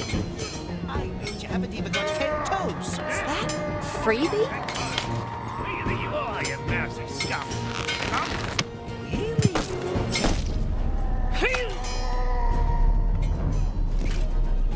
Do my eyes deceive me?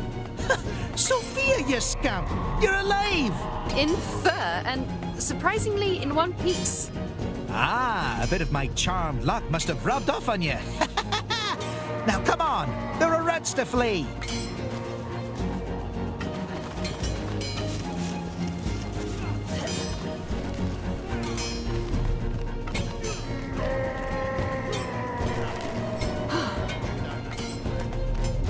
Are you kidding? My plan's just begun. Quit squirming, will ya? Why don't you run back to the sea while you still can? I'll never run from a mouse. Very well, but I assure you, you're going to regret this. See?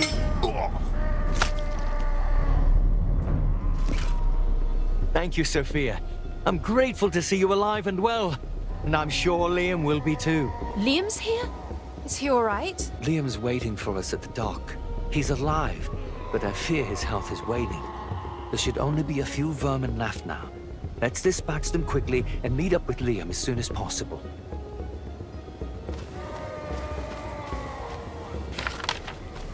Scout tips.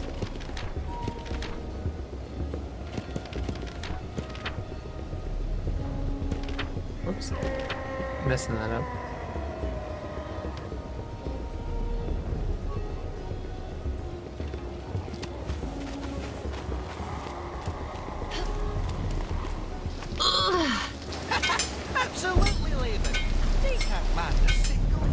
Run back to your little mousy hole. The effort they're putting in with those spears is really hilarious to me for some reason. Don't you just give up already, huh?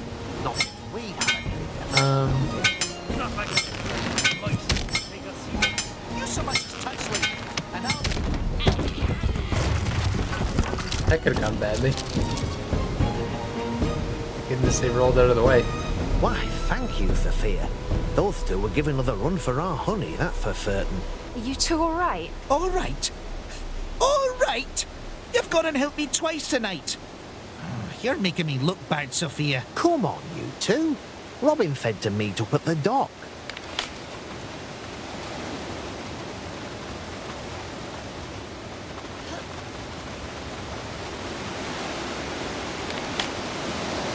Curious riddle number 1. Didn't we already find riddle number 1? Oh, mysterious and curious.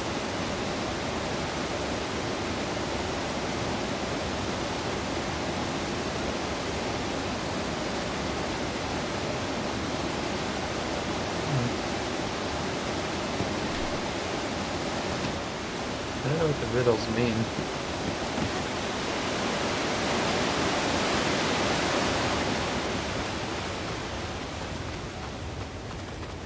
His fever's getting worse, Sophia. I fear we don't have the resources to help him here. But you've lit the lighthouse, and because of that, more defenders are being rallied from the woods. Well done. Oh, thank you, Captain Robin, but what are we going to do about Liam? He's getting worse by the minute, and Scumstout is still up on the lighthouse. We can't stay put. That's why we've prepared the boat for you here. Take Liam across the bay to Old Moss Creek, and make your way to the Winsome Wraith. Winsome Wraith? Captain! But isn't that... Stoats, yes. One of whom is my oldest friend, and the best healer you'll ever meet on this side of Redwall. Find Valo Scrimpall. Tell him Robin sent you, and he'll help Liam. I'm sure of it. Anything we need to discuss, let's be sure to discuss it now. We may not see each other for a while. The lighthouse? Do you think it's likely to be enough? Enough scouts and woodland warriors are rallying together to fend off the camera's a little Scumsnout better sea when rats. talking to people. For now. You've done exceptional scouting, Sophia. I was right to think you were ready for your scout's initiation.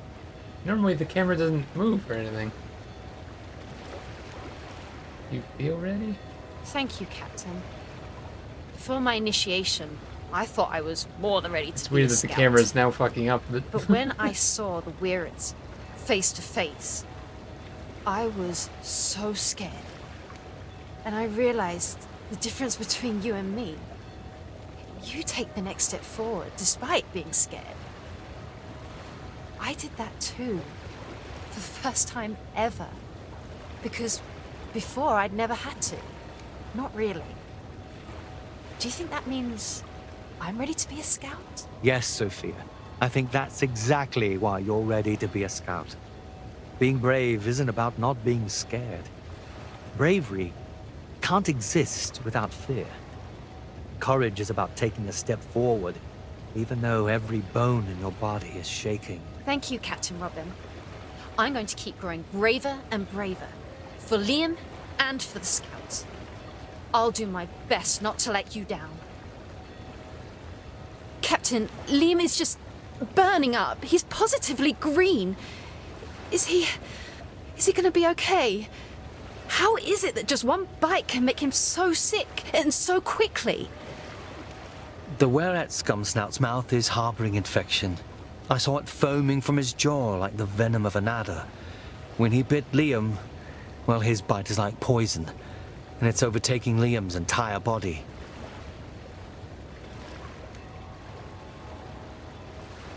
Redwall Abbey has powerful healers, doesn't it? The oath the Redwallers have taken, an oath to heal and help, rather than fight and destroy, has turned them into the best healers in the world. Then Liam must go to Redwall. But the Abbey is too far, Sophia. I fear Liam won't make the journey. Then what? You're telling me there's no hope? Liam will... No, Sophia. There is always hope. Don't ever let yourself be consumed by doubt. Valo Scrimpall will take care of him at the Winsome Wraith. I assure you. If I might ask, Captain, what exactly is the Winston Wraith? I've only heard about it in stories, back as a dibbon in Lilygrove. Always the story described as something different. Stories passed among mice do tend to take their own form. What was it you heard?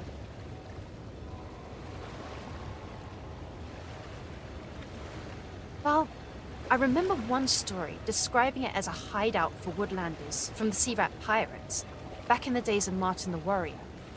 Some say it's the remnants of the ship used to flood Cotier. Dibbons certainly have quite the imagination. You're right that it is a ship, Sophia.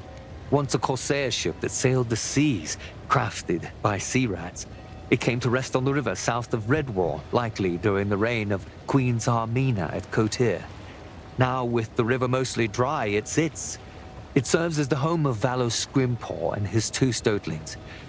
A lovely place, really. Quite warm and cozy. Aye, cozy. And anything could be cozy with stoats around? Captain, I don't mean to question your friend, but aren't the stoats dangerous? Like the sea rats? Many stoats are like the sea rats, yes. There may even be some stoats among this horde. But not Valo. For the sake of his privacy, I won't go into much detail. But believe me when I say that Valo is quite trustworthy. He's changed then. Become a better stoat. All creatures make mistakes in their lifetime. Vermin and woodlander alike. I, too, have hurt others. But where we come from is not what defines us. What matters is where we are going. Trust me to trust Valo Scrimpaw. Okay, Robin, I will. At least I'll try to. Head to the rowboat when you're ready to push off. You did a great job lighting the lighthouse, Sophia, and beating Scump Snout, and saving Liam. Ah, you know, Laban and I weren't too sure you were ready for your initiation tests, but I suppose you proved us wrong. No offense. To tell you the truth, Freyby, it was terrifying. I couldn't have made it to the lighthouse without your stealth lessons, Freyby. You were a good teacher. Well, I have been sneaking around rats a long while, of course. Of course. Just don't forget now, rats can see you, hear you, and smell you. Crouch low to remain out of sight. Walk slow to be silent, and stay downwind. And use your environment to your advantage. Liam is in bad shape. I'm worried. But all he does is make jokes. Aye, Liam has always been a card. You know, the night before Liam's initiation, me, him and Laban snuck out into the woods. And we found some toads asleep on their lily pads. One of them was Laban's friend, Groki. I guess they've got a prank war going on between each other. So, we snuck up behind them and started shouting and waving sticks around, pretending to be a night boogie. Except Groki's mum got all mad, and the whole knot chased after us. We were running, and Liam got stuck in the mud. And oh dear, Martin me, I think those toads just about smeared us with their tridents. Did Liam tell you that? No, he didn't. I think Liam's bite would heal better if he didn't pretend everything was okay. Sometimes I worry he thinks life's just a big show. Ah, Sophia. Mice like me and Liam are true born comedians. What should really worry you is when Liam stops making jokes. Got a point. Suppose you're right. Maybe I should try to be funny too. Ah, yes. A mousemaid would be a great addition to the comedy troupe me and Laban aim to found. Go ahead. Give me your best joke. Okay. Oh! My grandmother used to tell my sisters and me this one. What do you get when you cross a joke with a rhetorical question? What? No, that's the joke. What's the joke? The question's the joke. I think you may need more teaching than I can give, Sophia. Right. Any advice before we head off? Just remember that it's better to sneak around a rat than to face one head on. Rats have strong arms, stronger than us mice do, but we're faster and smarter. Use that to your advantage. Oh, and pick lots of mushrooms. Liam loves his mushrooms. I'll keep that in mind, Phoebe. Thank you. And thank you for being such a good friend to Liam. And to me. That's what us scouts do best. Besides scouting, of course. Hello, Laban. It's so good to see you well. All these rats are giving us quite a run for it, aren't they? They sure are, Sophia. But you sure gave old Scumps now to run as well, you did. Literally. Did you hear Captain Robin is sending Liam and me to the Winsome Wraith? He says a stoat friend of his is fit to heal Liam. A stoat. Stoat's no good at healing. Well, I don't know. But stoats are vermin. Isn't that enough to stay away? Can't vermin choose to do good, just as well as a woodlander can choose to do bad? Have you not seen the chaos and destruction these rats have spread to our home? I once had a friend who was a vermin. You had a vermin friend? A fox kit when I was a wee dibbon, aye. You were friends with a fox? Aye. We played some while he and his mum were passing through. Well, a dibbon is one thing, a grown vermin is another. Maybe if you weren't such a big mouse, you'd understand how smaller folk feel. Don't think my five has much to do with it. Well, I still don't feel comfortable bringing Liam to vermin, whether Robin trusts them or not. You know, when I was down in the catacombs, my nose was the only thing that saved my life. Is it? I owe it to you for teaching me how to reach my higher senses. The nose is a mouse's best tool, especially when you learn to manipulate smells in the air to lead rats astray. But be aware they can also do the same to you. What would you say is the best way to mislead a rat? Well, you want a rat to follow a scent that isn't your proper scent. In other words, manipulate wind direction or your own location to confuse his nose. The rat will follow the strongest scent. What the strongest scent is up to you. Well, I should get Liam into the rowboat.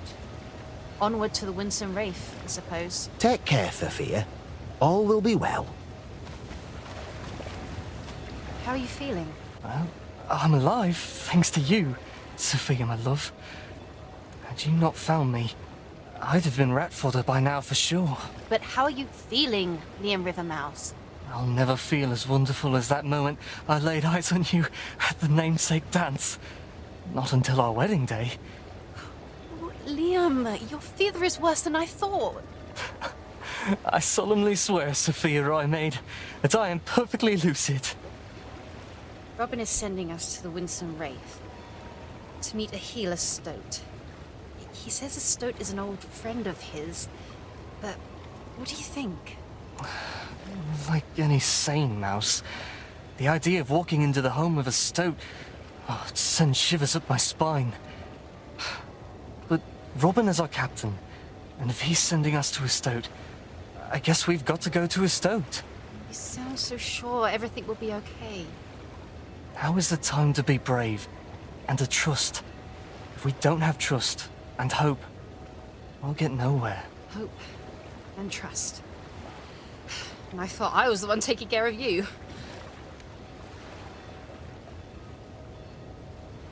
Are we sure we can trust Captain Robin?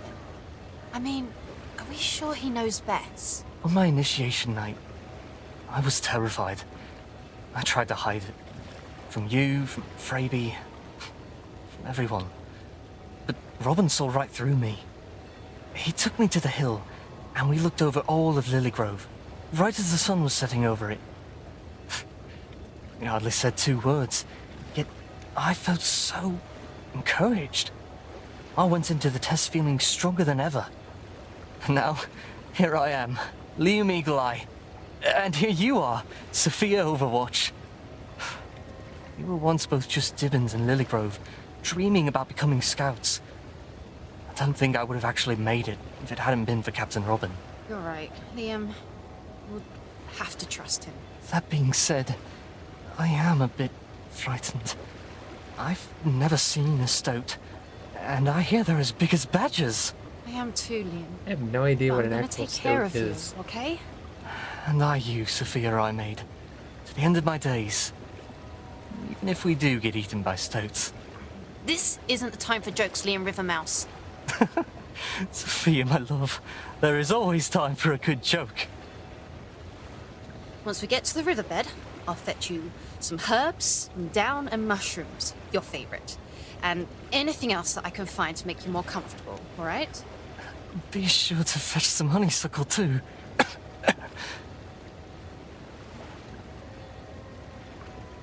Yes, and honeysuckle. Good for sore throats. And for fighting off infections. Well, and for giving to pretty mousemate on her wedding day. Tradition, remember? Oh, right. Of course. Boys, what about the wedding, aren't you? Well, what else have I got to look forward to than a lifetime with you? I'm ready to go whenever you are, Soph. Just let me adjust my shoulder. Ow, ow! Oh, but be careful, Liam! I guess we're off. You ready for an adventure, Liam? I suppose I better be. Oh, and Sophia, Tassa is ahead of you on her way to the Winsome Wraith as well. Huh? What business does she have with stoats? She's carrying with her a special key, known as the Tangram. But I fear the rats know about it, or at least they know it could be valuable to them, and they're right. We can't risk them finding it, which is why it must be delivered safely to the hand of Valo Scrimpaw. It'll be safe with him. Go now then, and get Liam to the Winsome Wraith.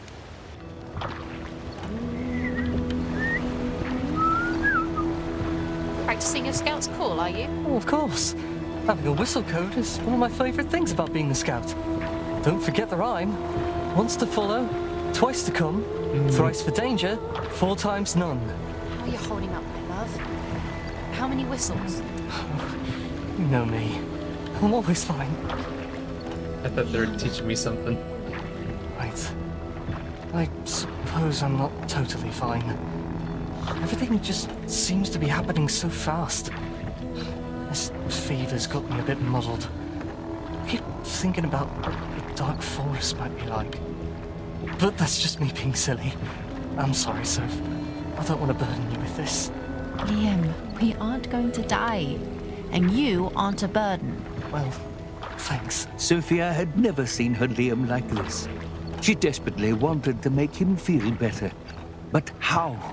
What could lift his spirits? She knew Liam, above all else, cared about his community and his relationships. There were few things more important to him than that. Perhaps this knowledge could help her find something encouraging to say. Oh no.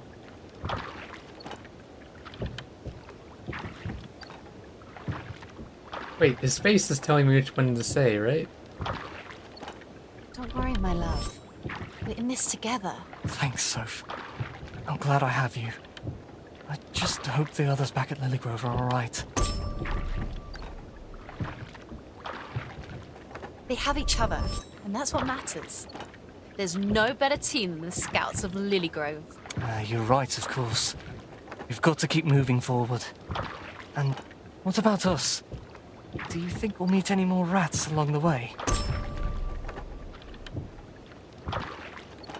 I feel bad for the rats, actually. What kind of friends can you have with that kind of life?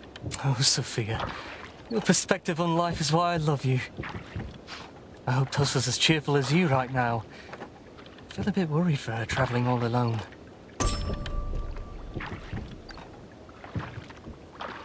Don't fret, Liam. No scout is really ever alone. We're all in this together. Indeed. The Tangram's got to get to safety. I suppose we'll see her once we reach the Winsome Wraith. I do wonder if they're as friendly as Captain Robin made them out to be. Even if they're not, we can resolve to be friendly, can't we? You're absolutely right. I just hope the journey there isn't too long. Oh, I hate to be a burden for you, Soph. I love you, Liam Rivermouse. You can never be a burden. Oh, Sophie. I do love you. I'm just glad that when this is all over, we'll finally get to be married.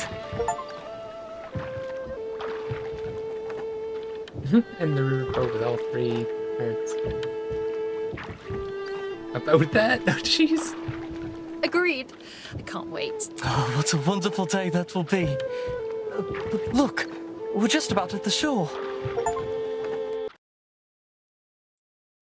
Finish the Battle of Lily Grove. Hey, I smell a campfire to the north. If we head upriver, we can find it and make camp. About how far would you say the campfire is, Sophia? Not too far. Can't you smell it? Sure, of course. It's just a little hard to pay attention to my nose. Are you hurting that bad? No, I'm completely fine. Liam, you don't sound fine. I'm just a bit slow going. Lead the way, milady.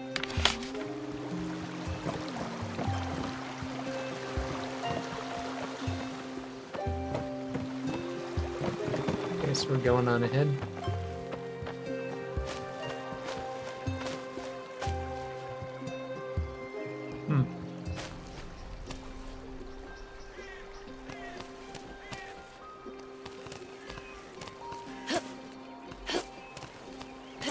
Should not have jumped down here, should I? Are you sure that's what happened? Just kidding. Well, what were those scents for?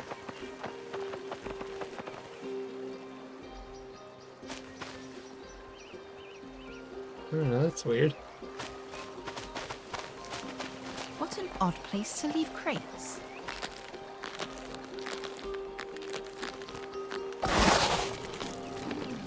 Are you alright?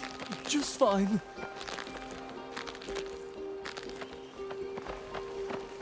Wait, why can't you push it all the way down there?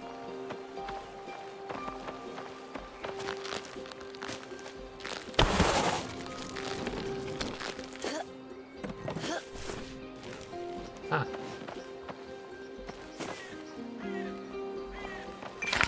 Yeah, I guess that's where it's supposed to be going. What happens if we push it down there, though?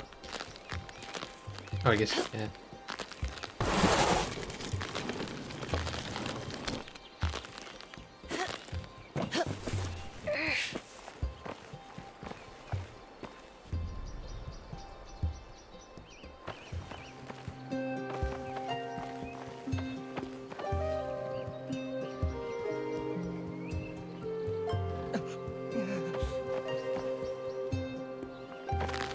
I wonder how the other scouts are doing.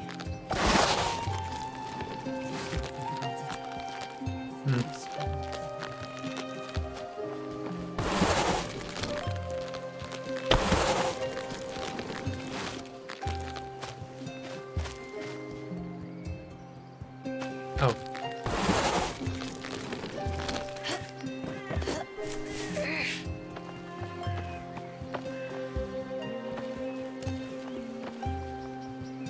All right, that's enough. Liam, I know you're not fine. Please, what can I do to help? Okay, you're right. Sophia, I can't keep scurrying up and over this rough terrain like you can. Maybe there's another way. You could go on ahead and find a better path. No, absolutely not. I am not leaving you here. What if the rats send a scouting party? It's only a matter of time before... My love, we don't have any choice. Scout ahead like the scout you are. Find a proper path, then come back and lead me through it. Perhaps I could be of assistance? Is that? Who's there? Show yourself! My. I beg your Albert. pardon, young scout. I had no intention of alarming you. Albert, what in the name of Martin are you doing out here? I fled with a group of woodlanders from Lilygrove, but alas, I was separated from them in all the hullabaloo. Looking sharply dressed, old friend. I don't know who this guy Considering is. circumstances. Typical. Ah, well, a tailor can't change his stripes, now can he? But what about you, dear Liam? I'm sorry to say you're not looking quite your best. If I overheard correctly, you were having troubles. Yes, well... Actually, yes. we are having a bit of trouble. I'll say. I can't go 5 paces without growing weary. I can't climb anything, and Sophia won't leave me to scout ahead. But now that you're here, Albert, if you're able, perhaps you could stay with me while she goes on ahead. I was going to suggest the very thing, my good mouse. Oh, very well. But Albert, keep an eye on my Liam while I forge a way forward. And both of you, promise to shout for me if a leaf so much as rustles suspiciously. I will come running faster than a weevil on rye. Absolutely, my dear. Fair's fair. You have my word. Now go on. Get scouting.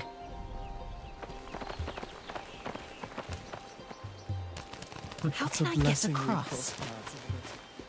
Perhaps we'll come across more lily growers I along the do way. hope so, young scout. I would be devastated to find they had been captured They by were. those vermin. I know Sophia will rescue them.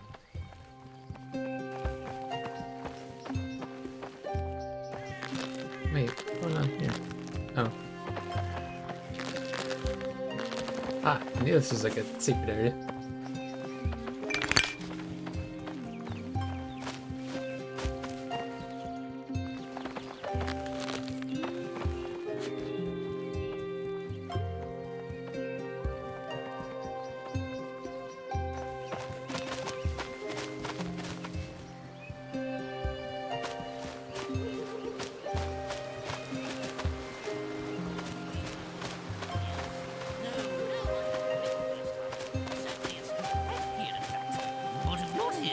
Who are you? Is that Sophia Rymaid? What in the name of Martin are you doing all the way out here? Hello, Mr. Starthistle.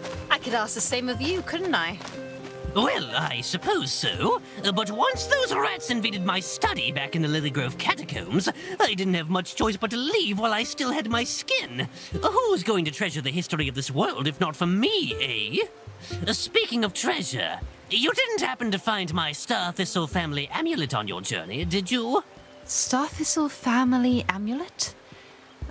I don't believe so.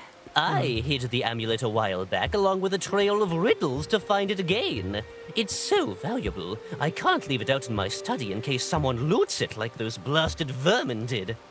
But now that the rats have invaded our home, I'm worried sick one of them may find it. I'm sure I'm just being paranoid, but if you happen back to Lilygrove and come across one of my riddles, please do keep it safe, won't you? You could use it in the meantime. I bet it'd be rather helpful for a scout on the road. When you wear it, it helps your sniffer sniff better by letting you use active scent while moving. Oh, that certainly would be helpful. Though, it's back in Lilygrove, you say? Are they saying that I missed it? So you'd have to go back to find it. Maybe even back in time. Back in time? What? Yes, I'm not sure how you'll do that, though. While you're here, do you think you might do me a favor? I've been trying to figure out how to get to that chest up on the ledge over there all day, and, well, I do believe your scout climbing skills are a bit more capable than mine. Might you be willing to fetch what's inside it for me? I've got a feeling it's something quite valuable. I certainly can, Mr. Starthistle. Do you have any idea what's in it? Aye. A short ways back, I encountered a torn piece of a journal in a chest that looked just like that one up there. This journal, you see, belonged to Gingervere Green Eyes. You do know who that is, don't you? Gingervere Green Eyes. The name sounds familiar. Can you jog my memory? Gingervere Green Eyes was the brother of the cruel and ruthless Queen Zarmina. Zarmina was the infamous ruler of Kotir, a fortress located where Redwall This must now be one is, of the, during the time of Martin the Warrior. Zarmina locked Gingervere in her dungeon to rot after accusing him of murdering their father, a crime she herself had committed with the help of a traitorous fox Fortunata. I believe Gingervere's journal will prove guessing that's one of the fascinating in books or telling this something. incredible story through Gingervere's own eyes. Please, if you could get me the journal from that chest, I would certainly reward you. Do you have some time to chat before I go, Mr. Starthistle? Well, all right. What is it? It's your job to care for the history of Lilygrove, isn't it, Mr. Starthistle? Aye, that's right. I'm a star thistle, and it was my family who founded Lilygrove back in their day. I'm the only one left now who can protect the history of our noble town. But don't you have a brother, Mr. Starthistle? No, him. Yes, I do. Well, I used to. He left Lilygrove a long time ago. Lives under a rock in a swamp somewhere, probably. Jeez. Oh. So you don't speak? Not anymore. Not since he... Well, my brother has the nerve to think preserving our family's history is a waste of time. He'd rather go galloping off to play Frontier's Mouse than carry on this storied Star Thistle tradition. But my brother left Lilygrove before you were born, Miss Rymaid, and I don't expect I will ever see him again. It would be tragic, Mr. Starthistle, to never see your own brother again. I understand how you feel, but maybe you shouldn't be so harsh on your brother. I left my family behind when I joined the Scouts. They didn't agree with my decision. Wanted me to stay home and work the farm. But I knew that wasn't my life's path. Mr. Starthistle, maybe your brother's path isn't meant to be the same as yours. Like you said, no one can care for the Starthistle legacy like you can. It's true that Jeb wasn't much good with academia, but that doesn't excuse his abandonment of his family, of his own brother. You miss him, don't you, Mr. Starthistle? Well, maybe a bit. Listen, if you happen to come across Jeb on your travels, perhaps let him know that his brother wouldn't mind seeing him for a kettle of tea, all right? I will, Mr. Starthistle. What was it you said that amulet does again? If you wear the amulet, it allows you to use active scent while moving. Quite a powerful skill for a scout, I would think. And I've got to go back to Lilygrove in order to get it? Well, that's where it's hidden, at the end of a trail of riddles. I'd tell you where straight out if I could, but So I guess to be you honest, started. I'm not sure I remember exactly where I've Probably left started it. with that grave. But that's what the riddles are for. You'd have to find them first, one by one, but then they'd lead you right to the amulet. Got it. Not sure how I can get back to Lilygrove, though. I'm too far into my journey. Well, all right then. Do farewell on your travels, Miss Rymaid. So does that mean... Did I also miss out on the second one? What? I gotta stop doing that. The second one is a curious riddle. I have no idea what the fuck it's talking about. Giant adder, so a giant snake?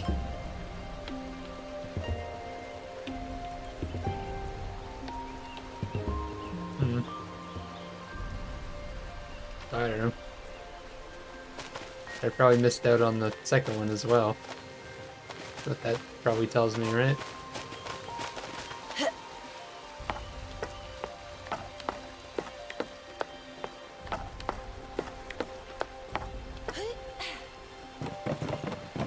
Where's this chest he was talking about?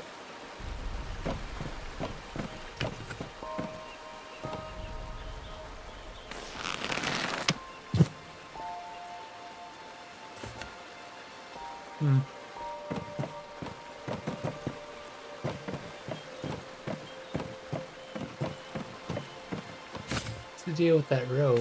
Oh. Aha!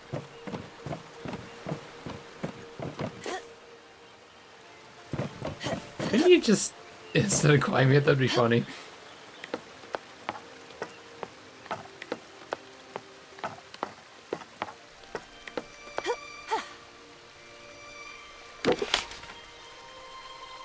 Guinevere's memoir #1.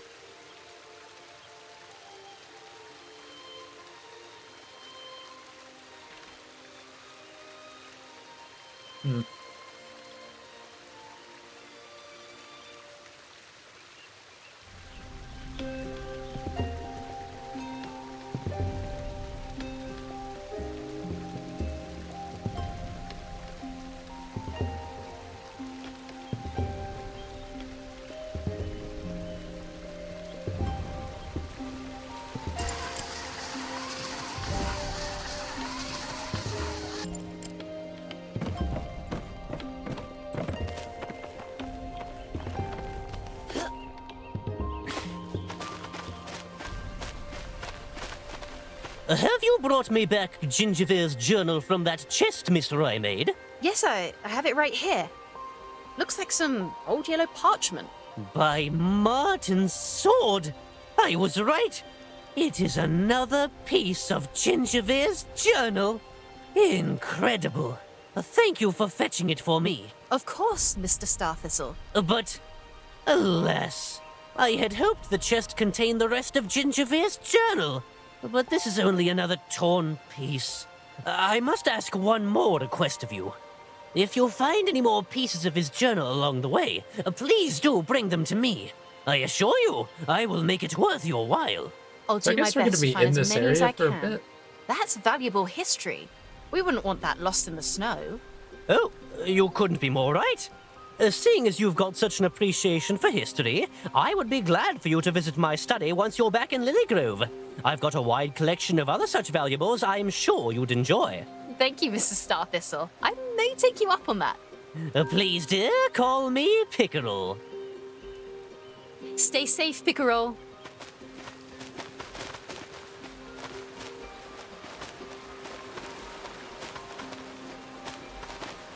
I have no idea where to go now. Multiple directions. Winter shanty?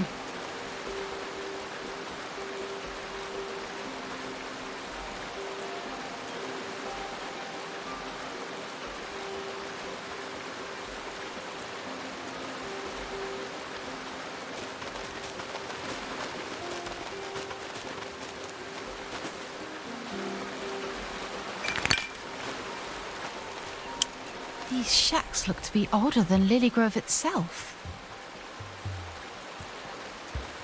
I wonder who all used to live out here. One thing I'm wondering, because I'm going to be ending soon. I wonder how the saving works. Supplies from Redwall. Probably all rotten by now.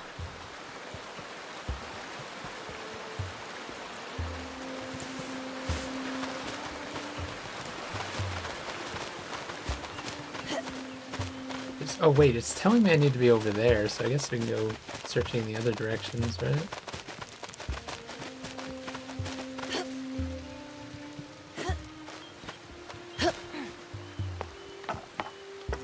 I guess what I'll do when I want to end, I'll push forward a bit and see if it... I don't know, because this probably works like checkpoints, right? Probably how it like continues on. I noticed it doesn't like it doesn't seem to autosave after I pick up like objects or anything, which has me worried. Maybe is there something down here?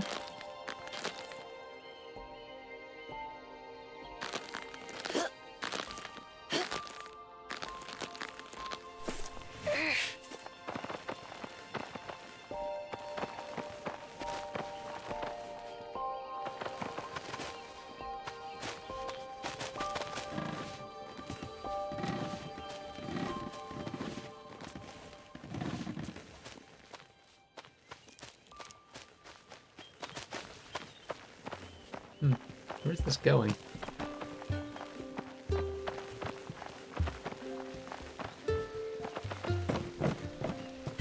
Oh, I guess this is, yeah, because the river's there, so I guess we have to go up here.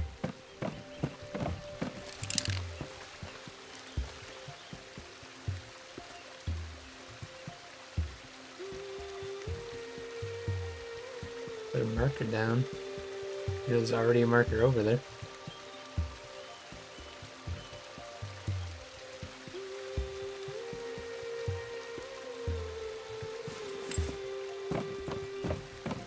Up here, you two.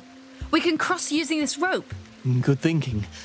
Albert? These old bones can handle that much, my good mouse.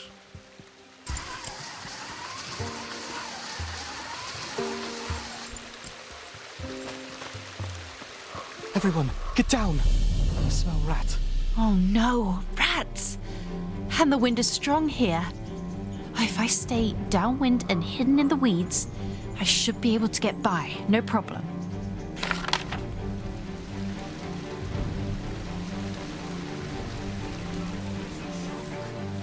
It wasn't me. It was too free. quit making excuses. You should have checked the bridge first. I never check the bridge first. Oh, quit your squabbling. No one wants to hear a bunch of babes crying all day. We're doing our best, Whip Rider, right? My paws are sore. I'm gonna grab this, but also... You sound like a little mouser. Is that what you are? A little mouser? How'd these even fall through the bridge? Ain't bridges supposed to be, you know, holding stuff? Well, I think it was weak, which caused it to break under the weight of the... That don't make a lick of sense. I don't think there's anything in there.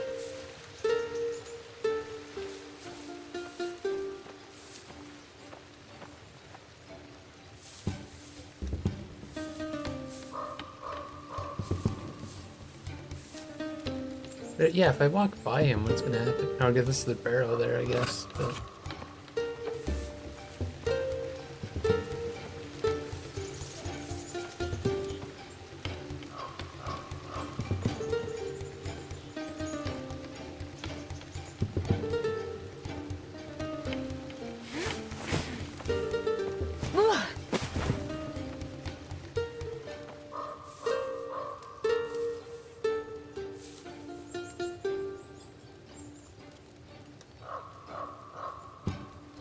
This guy gonna like move or something?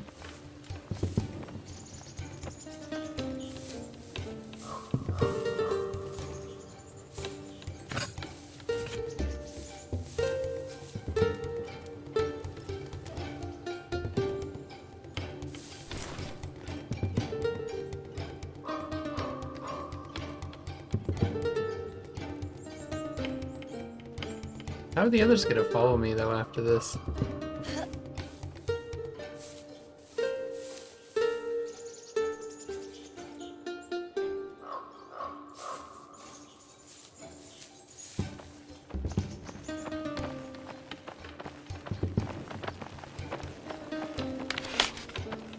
Roll invitation?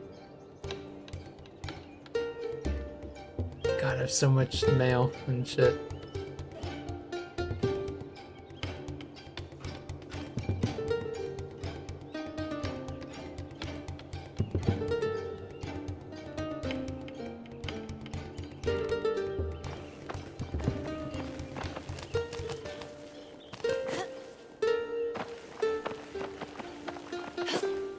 Huh?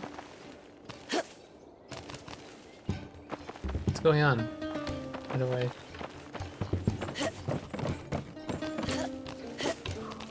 There we go. Oh my. Are you sure that's what happened? Is that not what I was supposed to be doing? It's pointing right there.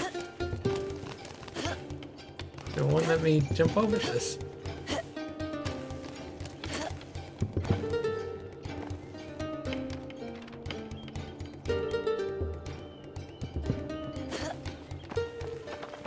Excuse me?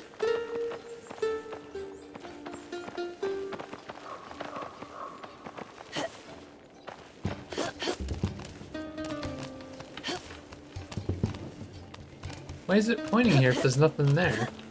Do I have to do something with this side?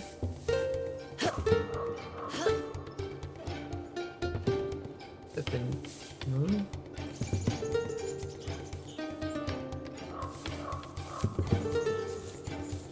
Wait, I'm trying to say...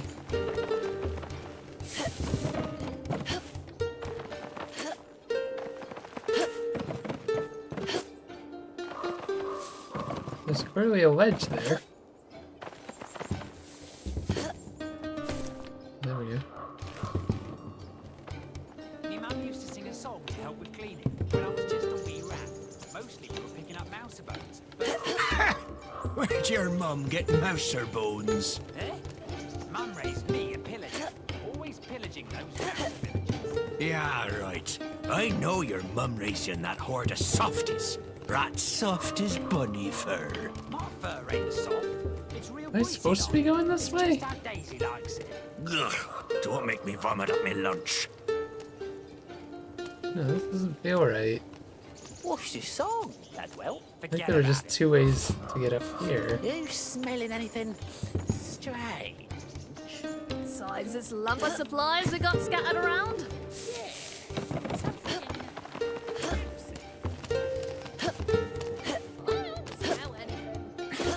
I don't get it. What are you doing to me, game?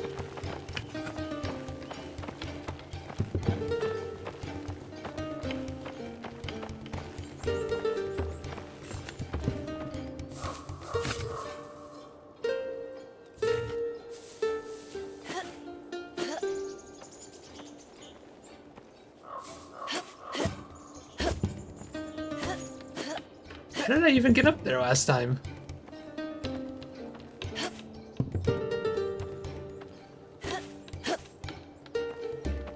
I am so lost.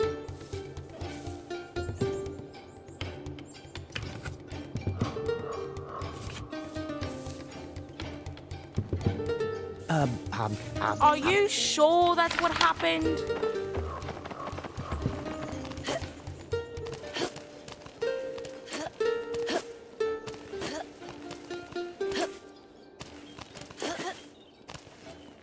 The game is telling me to go through an invisible wall.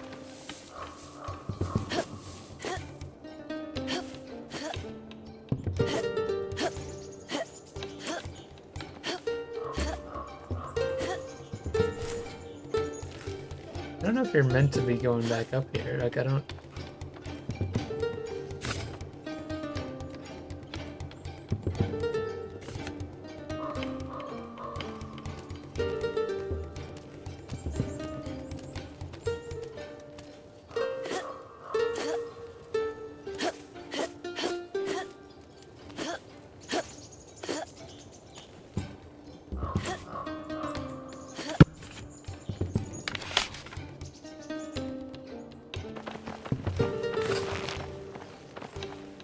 Am I blind here? Like, what's going on?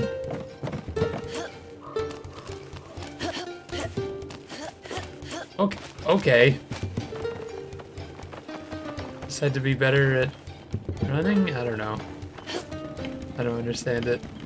I should be stopping here. I guess. Kind of saved there. I don't know how saving works in this game because there's no save or anything. It doesn't actually even say that you're gonna lose progress. I'm just kind of curious. Feel level swag. So we are on Act 2.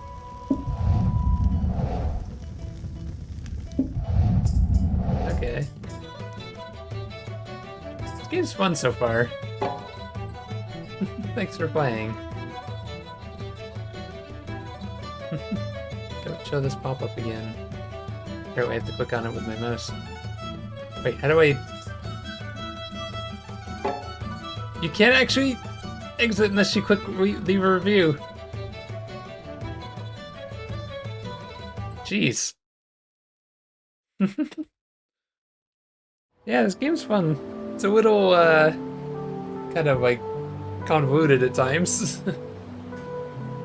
Anyways, back tomorrow with Metal Gear Survive. Back on Tuesday with more Redwall.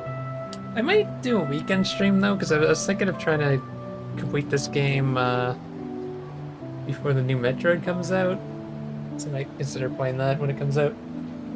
Anyways, GG's. Thanks for watching. I will see you guys later. Bye-byes.